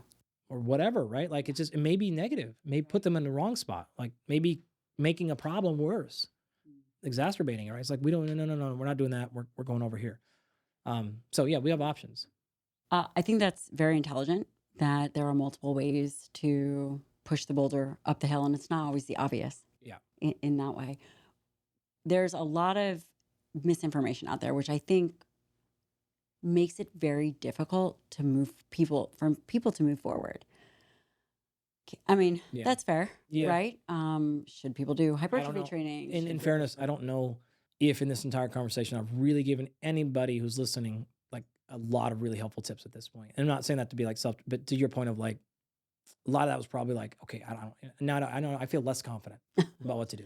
And I would love. So I'm happy to switch like entirely, like give some specific examples. I think background is important, because there's a lot of discussion on VO2 max, and people go right to, well, how do we improve VO2 max? Yeah. And that's fine. But, body composition, you've talked a ton about that. If you guys want to hear Andy talk about body composition, you can find a million podcasts and his own videos, his own YouTubes. What do you think, if you were to pick 3 things that people need to practically at home implement, or 3 major, I don't know, myths that people are now doing, or things that they're doing wrong? And again, it could be 3, it could be 5, but actionable items. I know you're going to say sleep, aside from sleep, in terms of the health of their skeletal muscle. Very hard to do that well without a minimal viable protein intake. I'm not sure. Have you read much about protein? No. Oh, okay. Yeah. Is that a This macronutrient? is new to you? Yeah. This is great. Does it have amino acids in it? You have to have supply. And I say minimal viable. You can get away with, you probably default to a gram a pound minimum, right? You cut that in half, okay, you can get away with it, maybe, if you have to. Not where you and I start, but It's not ideal. Okay. There's a ton of data out there that the lower protein intakes are not ideal for body composition. no, wouldn't do that either. Give me halfway there. Aim at least halfway. All right, let's start there. If that's just Where are we starting? 0.7 grams per pound? Like I don't want to see anybody that low, but if we had to start at 0.6, one could make an argument at 0.6. I think there's not a cogent argument below that. No. There's just not. And that's And you would lose the argument at 0.6, and you would lose it quickly, but like there could be a it's kind of low per gram. thing, but there's just not one below that. Yeah. That has to be there as like a you don't get a ticket into the door. We're like, I'm not even talking about what game you get to play. You don't even get the door. Right. You don't have that. I don't really care what your sleep is. If you don't have the basic substrate, it's going to be very difficult. Not going to happen, right? We have to have that. I think secondarily on that, How high would you go?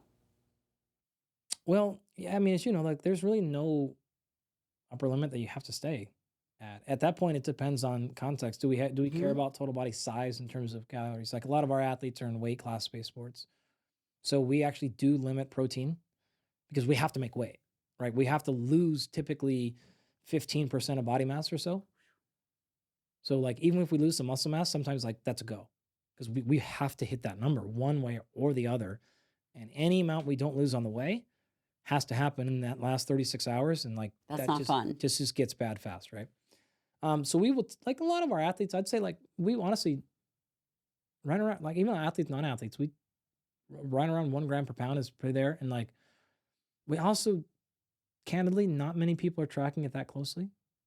Once you figure out for you, I'll say it this way, track like crazy for 2 weeks. Figure out what a gram or so looks for you Great idea. and stay at that and go higher. Great idea. That's all we really need to do. I can, like, to be totally honest with you, I don't think a single one of our quarterbacks in the NFL is weighing and measuring their food. Like, we don't have that. We're not doing that at the Masters tournament. Like, we're not doing that. We get them to figure out what's that roughly look like for you. So whether they really at like 0.8 gram, maybe some days, surely some days. No But these question, it guys happens. are probably consuming a lot of calories, getting carbohydrates and fats. Well, again, some of them are coming down because you're like not a lot of calories because we've got 15% of body mass. Oh, I'm talking about the NFL. Oh, those, yeah, but some of them have, so one of the dirty secrets here is we have a lot of times, there's weights in contracts. So we have to cut weight for those things. So we can't just like eat ad nauseum because there's like, and those are big fines too. So there's games we have to play there. So some of them do, some of them don't. But yeah, the point is, you there. I don't know, if they get to 2, I don't really care for the most part. Like 2 grams per pound, like totally fine there. Nothing detrimental. There's some chatter on the internet about how going above 1.6 grams per kg, so 0.7 grams per kg is not going to, yes, I know, benefit Yeah, but muscle okay, mass. But like this is like, man, we don't, this is so like, this is what you have to have basic literacy of interpretation of Yes. context, right? yes. There's a difference between like had no benefit versus that was detrimental. That's not the same thing, right? And also these people have a higher percentage body weight. Again, I'm just thinking about one particular study that seems to not die. One thing that I'll say on this before, I know we're one in here. Hopefully this is a practical tip. It's very easy to make, as a marketer or as a scientist or not, it's very easy to take anything from a study and not make this sound however you want, because like that can be done, people know that, but it's very easy to make a story out of it. And I'm saying like as a still honest interpretation of it, right? I'll put it this way. If you take two scientists that worked on the same paper together, they won't necessarily interpret it the same. That's absolutely true. So I'm not even saying like bad actors. Right. I'm That's saying absolutely true. people that are trustworthy and good people, my friends, people shows I've been on, I will look at some of their stuff and I'm like, no way, you're an idiot. No way. Like fully disagree with that, right? Yeah. So it's then there is the whole other layer of the liars and the cheats and the fraud, blah, blah, blah. Okay, fine. But just within the good, honest people, it's really hard to do that. And the reason is when you take things like that, you go, okay, great. What you don't know is the scientific background of going, yeah, well, what marker do they look at? In my lab, I actually think that marker actually shows it a little bit high. It's scientifically validated, but I think that number is overestimates, or I think it underestimates because I've seen this. Okay. Or it is, yeah, in that population would have worked, but those people were untrained, or those people were highly trained, or those people weren't. All excellent points. So all this lays into it. And if you're skipping that part of the explanation, then it's like, oh yeah, these things have shown to be bad. Well, no, time out. Like been shown to be maybe not great or didn't have a neutral thing in that situation, in that context, right? Like that's always the best answer. And so rather than my tip here is really this, because you're not going to figure that out. Like you listening home, like you're not going to figure out that level of context. My tip is this: pull way back. When somebody has a social media post or is on a podcast and they give a specific number, never take that number to heart. Me, like any number I've just told you, when I said a gram a pound, never take that number to heart. But it's a great target, guys. Yeah, it's just a reasonable target. It's a reasonable target. And zooming back and going, oh, okay.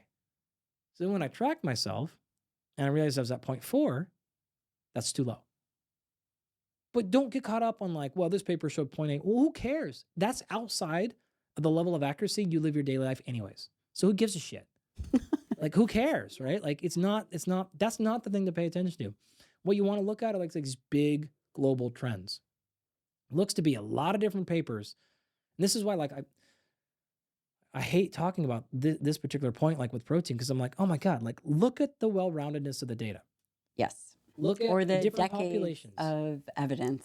That's what I mean. Like different populations. The numbers don't care. Someone study did 25 grams. I don't care. What's it roughly saying? Okay, clearly it's doing A, B, and C. Yeah. Like I don't need any more data at this point. Like you can close the door on so like to me that conversation is actually over with. I can appreciate that. To be totally candid, when new papers on that come out, I don't read them. The internet goes and by the way, I go right past them. You have not. We were at a meeting together many years ago. We were in Colorado. Do you remember? Mm-mm. Okay. Well, anyway, we were at a meeting together, and you were like, "Protein, don't care." Oh yeah, probably. I mean, you had stopped caring because I think that the evidence, volume of evidence. Okay. And you're splitting such irrelevant hairs for the most part. I'm like, God, we're done here. So 1 gram per pound, ideal body weight. Ish. Great. Fine, move on. Number 2.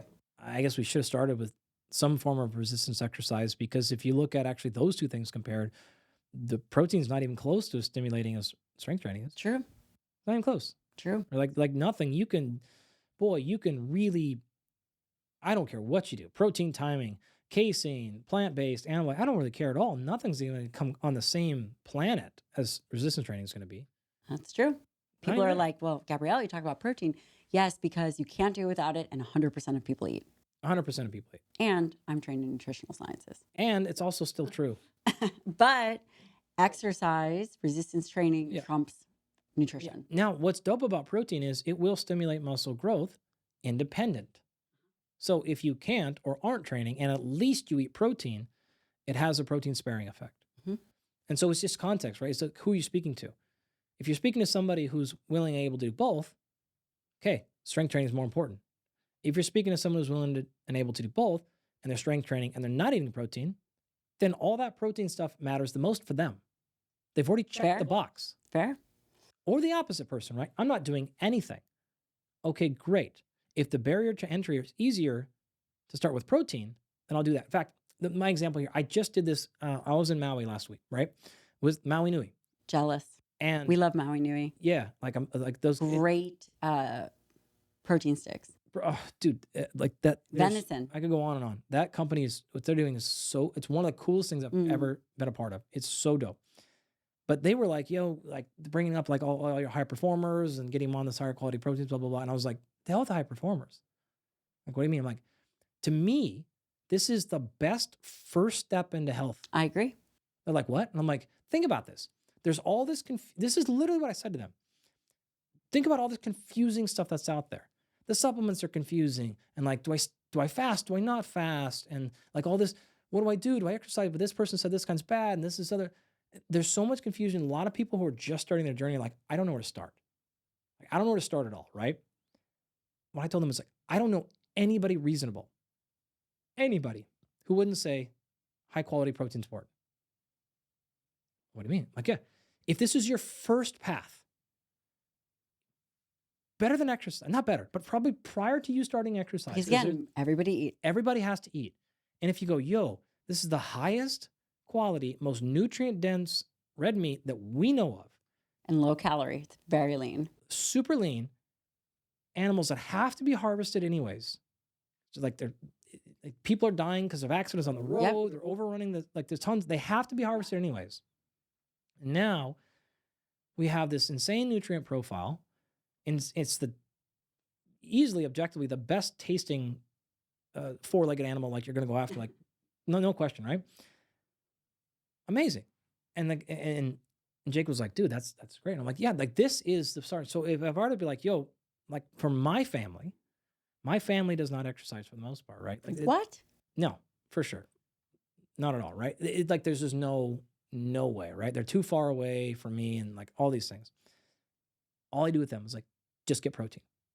Just get protein. Just get protein. Like, just get protein. This is and this is the biggest impact I have on their health is getting them to eat protein, like by far. I'm literally not pandering to you. This is like, you know, check the text. Like, go see the protocols I build them. They don't work out. They probably realistically never will. Would love to say that they do, but they never will. But okay, great. As a first starting place, then people will disagree about those things. But I don't think you would really find anybody who's reasonable in this space who will tell you, protein doesn't matter. I know some, but maybe not reasonable. There you go. Resistance training. Yep. Do you think about how much, how hard, you get it done? Yeah. What are your thoughts? Yeah, Again, this is your tips for taking people on what they need to do. I would love to see strength training 3 times a week. I agree. Right? Yeah. And I would love to see within that each muscle at least twice per week, right?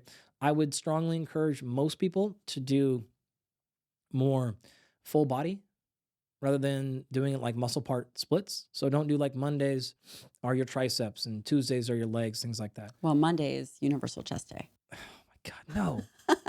You tell me that was a joke, right? Yes, of course it's a joke. Not joke. Mondays is leg day. Oh, Everybody really? knows Monday's leg day. What? It has to be. No. Oh, can we cut this, please? You do not have my permission to post this in any of this episode. Please delete my phone number. No, Monday is leg day. Oh. All right, we're not friends anymore. Oh my gosh. 10-year friendship down the tubes. No. Okay. Full body training examples of that would be deadlift, squat. It doesn't whatever. matter. Actually, I don't even care if you're still doing single joint or like exercises, but just don't do the entire gym of one body part. Okay. So even if you're doing like leg press and then you go do chest press, okay, that's fine. But the reason I'm generally saying this for this audience and this avatar is you're going to miss workouts. That's going to happen, right? And so if you do only chest on Monday or legs, guys gonna eat my chest. Firstborn now. Okay. Yeah.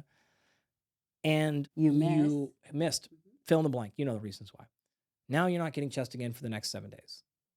That's like, okay, that's going to become a problem. And then what happens that next trip, that next thing, and all of a sudden you go 2 weeks without getting a body part. That happens like in a blink of an eye, right? Anyone who's a real person knows like, oh yeah, it's like very rarely or very common to have that kind of thing happen. But potentially you could maintain if you were going to do push-ups or some kind of. If you mitigate the damage, that'd be great.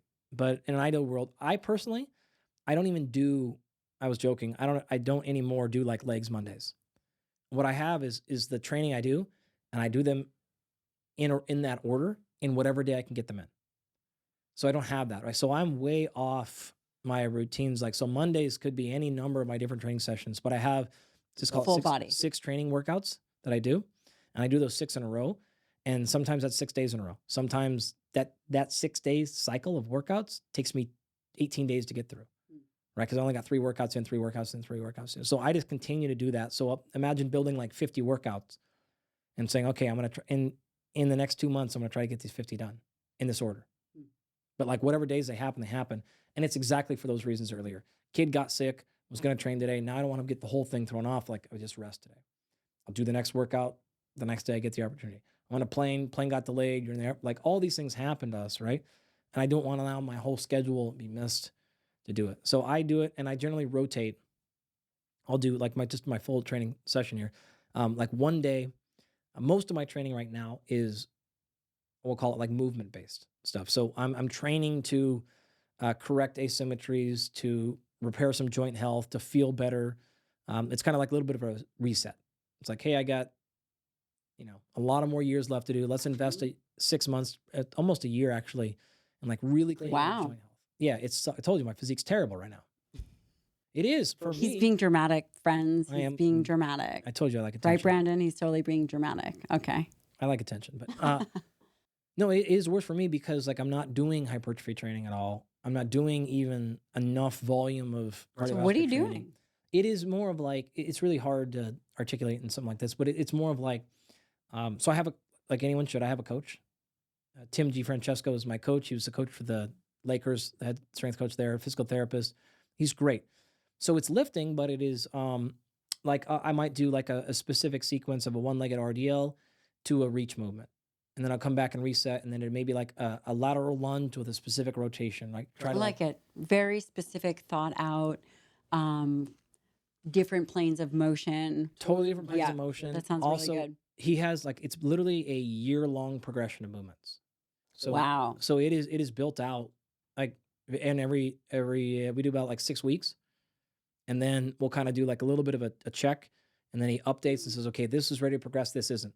This development didn't happen like we wanted it to. We're staying here with this part, but this part did. So we're moving up a progression here. It may be like going from goblet box squats. That went well, okay, to so like holding a dumbbell in your chest while you're box squatting. To then moving to removing the box. So then maybe a 2-second hold at the bottom position. Like there's all kinds of stuff. And that's a very advanced, well thought out training program. I mean, that's... So it's hard to kind of like explain. So it's kind of easy for me to just like give the basics. But it's interesting that you're doing not just one plane movements. I haven't done like a barbell back squat or deadlift in a long, long time because we're trying to like clean up movements, different unilateral strength. I love it. Yep. So I do that typically, and then I'll do that say on Monday, and then the next day I'll either do more of like a real high intensity interval conditioning base. You're talking, I have an assault bike, air assault bike. We got one in the garage. You can use it. It's the best, right? How long are you going? And what are your rest intervals? We're doing lots of different stuff, but this is your more typical, could be 30 seconds on, 30 seconds off for 20 rounds, like for 4 rounds, right? Like, and it doesn't really, do you think it matters? Again, this is for... It matters, but it also like mostly doesn't matter. It mostly doesn't matter. Yeah. For me, when I'm programming for like our people, like we're paying attention to everything. But for the people that are not professional 100%. Athletes, just get it in. If we were like, if I showed up here to your house and you're like, hey, I got cut up at the kids' school, I'll be home in like an hour and a half. I would have been like, all right, I'm just gonna hop on it. I don't know what I would do. I would have just like I would have made it up. It would not have mattered, right? Because today I'm not like trying to optimize my workout. I would have just been like, let's just burn some calories, let's move, let's have fun, let's play. People forget like exercise can also just be for fun. Can be just totally. Wait, really? Yeah. Or like the mental benefits. Yeah, and, like, I love burn it. some calories, right? How many high intensity interval training sessions are you throwing in there? 1, probably a week or so. So 3 to 4 days of lifting, 3 days of lifting, or you go through the cycles of... Think of lifting, conditioning, back and forth. The first conditioning one, let's just say, would be more higher intensity interval. The second one is going to be very low intensity. How long are you going? If I can get 45 minutes, I'll be trying just on the bike. I might literally not even exercise. I might walk. I don't count walking as exercise. Some people call it fasted cardio or whatever. No. It's walking. It's just walking. But sometimes if I can walk, I can do that. If I can get like a bike ride, like a bicycle, Like I'm on a bicycle outside. Now I'm checking off multiple boxes, right? Because now I'm getting sunlight. Now I'm getting out of the way. Like we have to do those things, right? I will do something like that. I might get on the assault bike and just cruise, right? I don't know what my He's heart the rate is. only person on the planet that just cruises on an assault bike. Yeah. A lot of the times now, I'll do my low intensity stuff in the sauna. Really? Oh, yeah. Yeah. Dial it back. You don't like, I won't have it at 200, 205 anymore. Take it Just to squats 170. or push-ups? 100%. So Wow. little thing I'll give you. I got this actually, Brian McKenzie. You know Brian? I do. Yeah. Brian told me this. You wrote your first, did you write one of Yeah. your, your unplugged book? Yeah. Brian wrote Okay. that together. Good friend. Great stuff. But he's like, dude, go in there at like 140, 150, 160 degrees. So that could be an infrared. That's about how hot those get. I don't know. I don't use them. Mine's the traditional The one. traditional. Yeah, you could use. I'm being a No, being no, a no. pill.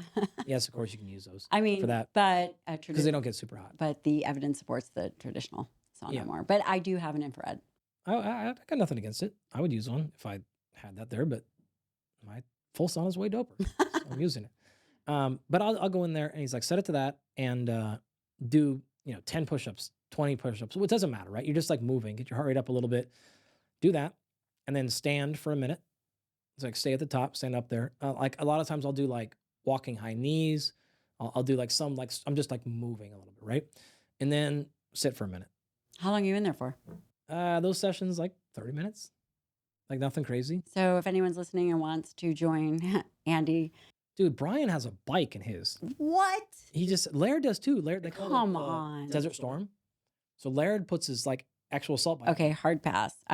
Yeah. Hard pass on that. Mhm. But I really feel like there's something special to doing very, very low intensity work in the sauna. I'm gonna I actually feel throw like that in. way different. Instead of just sitting there doing nothing. If you're using it for different purposes, but I'm like, I think that sounds amazing. I need to like double dip and I need to be time efficient here. And like say I'm really beat up or like I'm like, I don't want to sit on that damn assault bike right now, or it's raining outside, like something like that. Like I'll definitely go in the sauna. You get whoever complained about being in the sauna, right? Yeah. And they'll do low level activity. So like a lot of my low intensity stuff will be in there and I'll just like try to move. I'll shadow box stuff a lot in there. Like I'll just It's a great idea. and I just don't. And if I stop, like I just sit down for a second. Like I don't like. Go I nuts think it's a about great it. idea. But that's generally it. So then I'm rotating back and forth between those. Let's talk about protein, specifically First Form's natural whey protein, Formula One. People ask me all the time what kind of protein powder I use, what kind of protein powder I recommend. Formula One makes many different kinds of protein powders, different flavors. A natural one, you pick it. It mixes amazing. It makes it extremely easy to get your protein in. And really, it's a whey protein isolate. So you're getting the majority of your calories from protein in this shake. Tastes great, super easy to travel with, great breakfast, dinner, maybe even lunch, whatever you need. It's got you covered and it has all the amino acids necessary, will help improve body composition, muscle mass, all the things that protein does. And by the way, when do you need protein? Well, you need it every day. And that's why I love First Form's protein powder, their Formula One. Go to firstform.com/Dr. Lyon. That's firstform.com/Dr. Lyon. Have you done your blood work?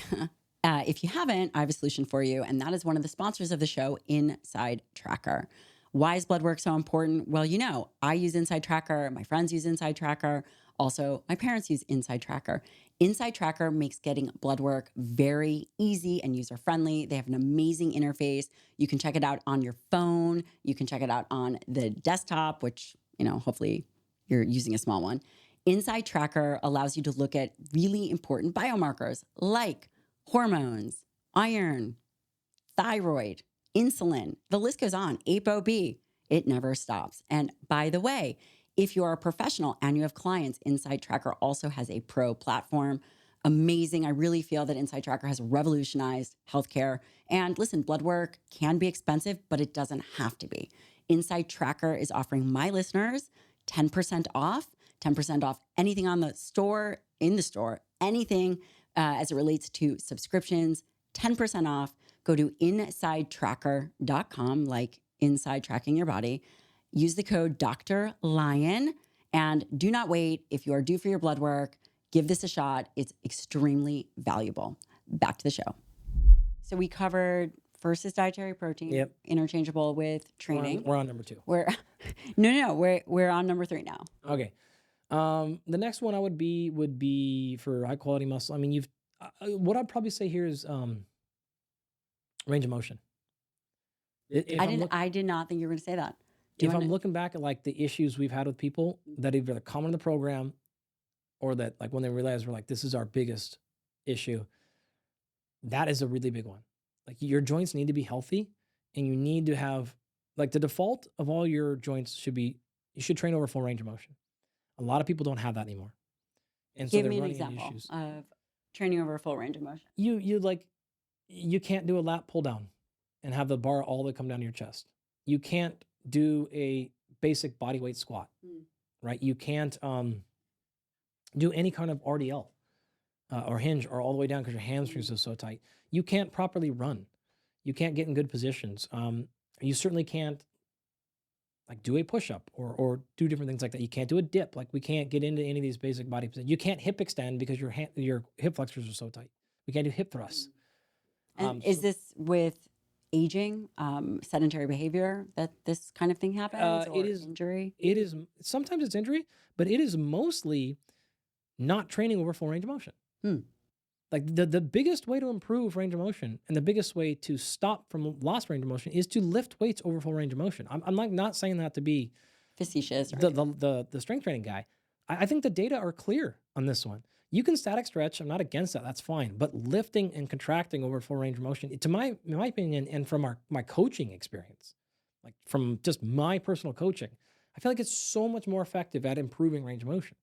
And so getting people to, I don't need you to be, a jiu-jitsu player where you can do all kinds of things with every joint, but we gotta have like minimal viable here. So I'd say of our non-athletes, even with plenty of our athletes, but of our non-athletes and like executive coaching program, that would be the third biggest one. The reason I'm saying that is because it causes so many injuries and so much pain, and we get so limited in the range in the movements we can do that you end up just being like, well, I don't have that machine, and like my warm up takes so long because everything hurts, and I don't really like to do this exercise because it like hurts my back a lot, and we're just like, God, like if this could have been prevented, if we could just get you a better range of motion, now the world opens up to you, and now we don't have to do all this prevention stuff. We don't have to do all these things. And so when things hurt less, you tend to do more stuff. One of the number one reasons why, I don't know about your practice, but we have found that people are like resistant to exercise in general, but specific lifting, because they're just like, oh, everything was so tight today. It's like, I don't mind the lifting. I just don't want to go through that warm-up process because everything hurts so bad. So I'm like, all right, what if we cut that problem out? Like, yeah, I'd lift way more. Oh, okay, great. So I think in order to get the strength training in, we have to have that first piece to lower that barrier to entry. I think those are great 3 actionable tips. I'm going to ask you one more, and then we're going to get you out of here so that you can get to Nassau. Oh, yeah. Otherwise, you and I could talk for probably... I know. We never even got to biomarkers. At least another 3 hours. The one biggest mistake you think people are making? In terms of their exercise or overall lifestyle? Or Yeah, it could be either. And there's probably not one, but there's... if there's 1 or 2 major mistakes that people are making. Can I give you 2? Yeah. Okay. I'd say 1 would be, I'm hesitant because I'm trying to give you an insightful, non-generic answer, but one that's also very true. I wonder if it's the same one I'm thinking. So I've in my mind predicted 2 for, 1 for sure. We're probably nowhere in the same way. Okay, Here, let's see. Never know. I'm trying to intentionally give one I think people help. One recommendation I would give folks is to say a lot of these details, they do matter, but the ones that matter most, I'd probably say the one that matters most, whether it's exercise or nutrition or mindset or recovery or health, the one that comes out to me as the top dog is consistency. Just give your body time. Like, don't expect it in 6 weeks. I hope it happens. And we can, if you know what you're doing, you can definitely get progress in 6 weeks. A ton.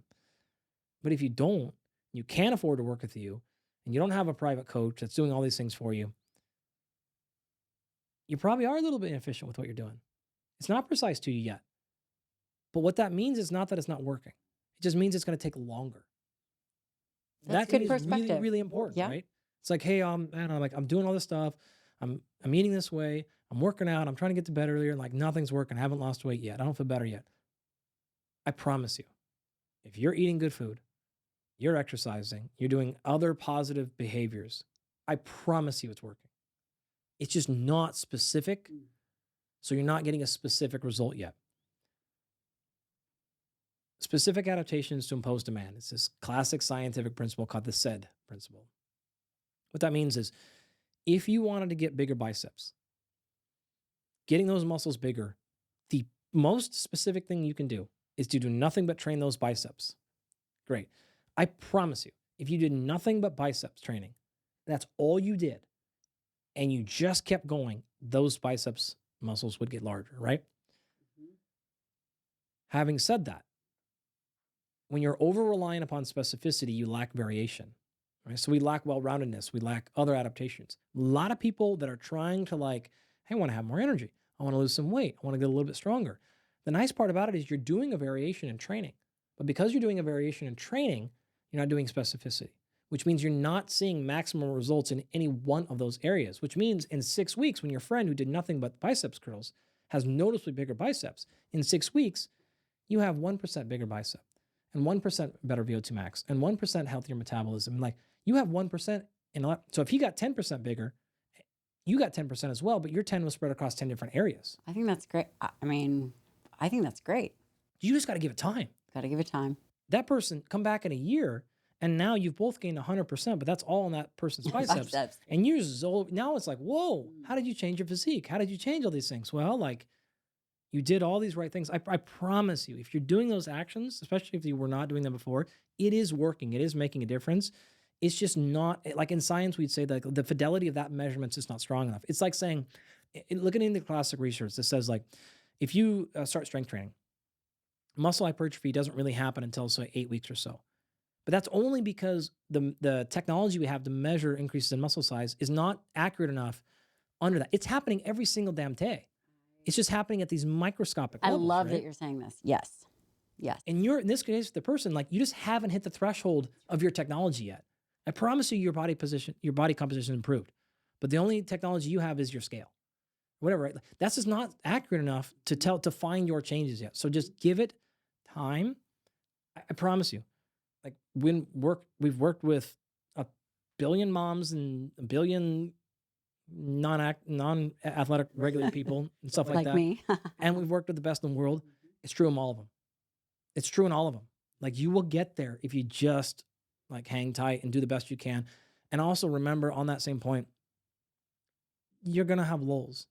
I have not lifted weights in 9 days, probably. None happened. Just unexpected things okay, great. I'm not stressed about it, right? I've exercised, I've done other stuff, but I haven't lifted weights, right? Because I'm hiking up mountains and doing all kinds of other stuff and got super, super, super sore. My ankles thought they were going to die. But they didn't. Oh my God, I was wrecked. My ankles were wrecked for a week after this. But fine. I'm looking at this as is 9 days going to matter across 90 years? No, not at all. Is 9 months going to matter? That's why I'm doing what I'm doing now for a year. Is a year going to matter across 120 years? No, not going to matter at all. So you missed a day, you missed a week. Don't trip. Don't trip. It's the accumulation. It's the big package here. Come back to me in a year. Did you accumulate a lot over the year? You're going to win. Don't matter. All those are little things it's life. It's cool. You're fine. Careful. Don't use that as excuse to be lazy shit. But you feel me on that one. So that would be number 1. Was that what you predicted? I thought that you were going to say individuals overcomplicate things.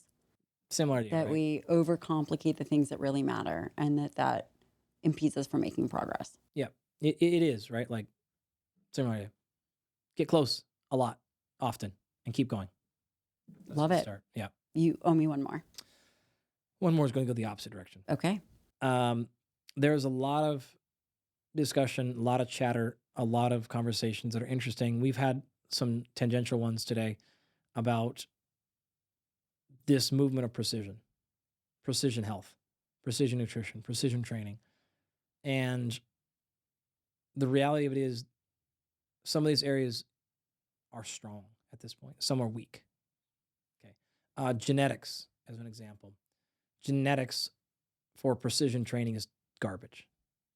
Genetics for precision nutrition is mostly garbage. So say that again, because I think You should be making no decisions whatsoever for your exercise based on any genetic test anybody in the world did. I don't care if you got 3 billion base pair sequence. I know these data very well. or food-based choices based on genetics. There have been now 5 to 6 trials, full trials on personalized nutrition based on genetics. I believe all 6 have failed to find any benefit from the genetic-based testing. Any. And you're talking different labs, different clinical trials, different outcomes, different populations, and it's like a clean slate of garbage.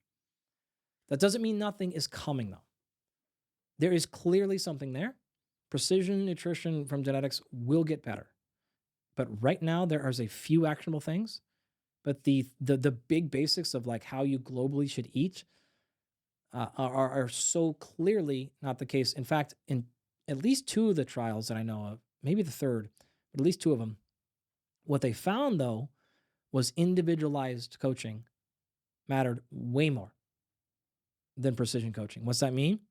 Paying attention to people's preferences, paying attention to their lifestyle, all actually had a bigger impact than randomly putting them on, just a random diet. Yeah.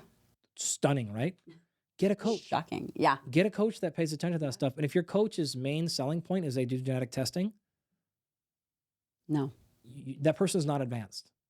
Like you have And almost complete garbage. And I could go even 1,000 ways worse on this one. But if they have not done actual phenotype testing, then like run to the heavens away. Meaning, I don't give a shit what your MTHFR is when I can directly measure B vitamins and homocysteine. Right.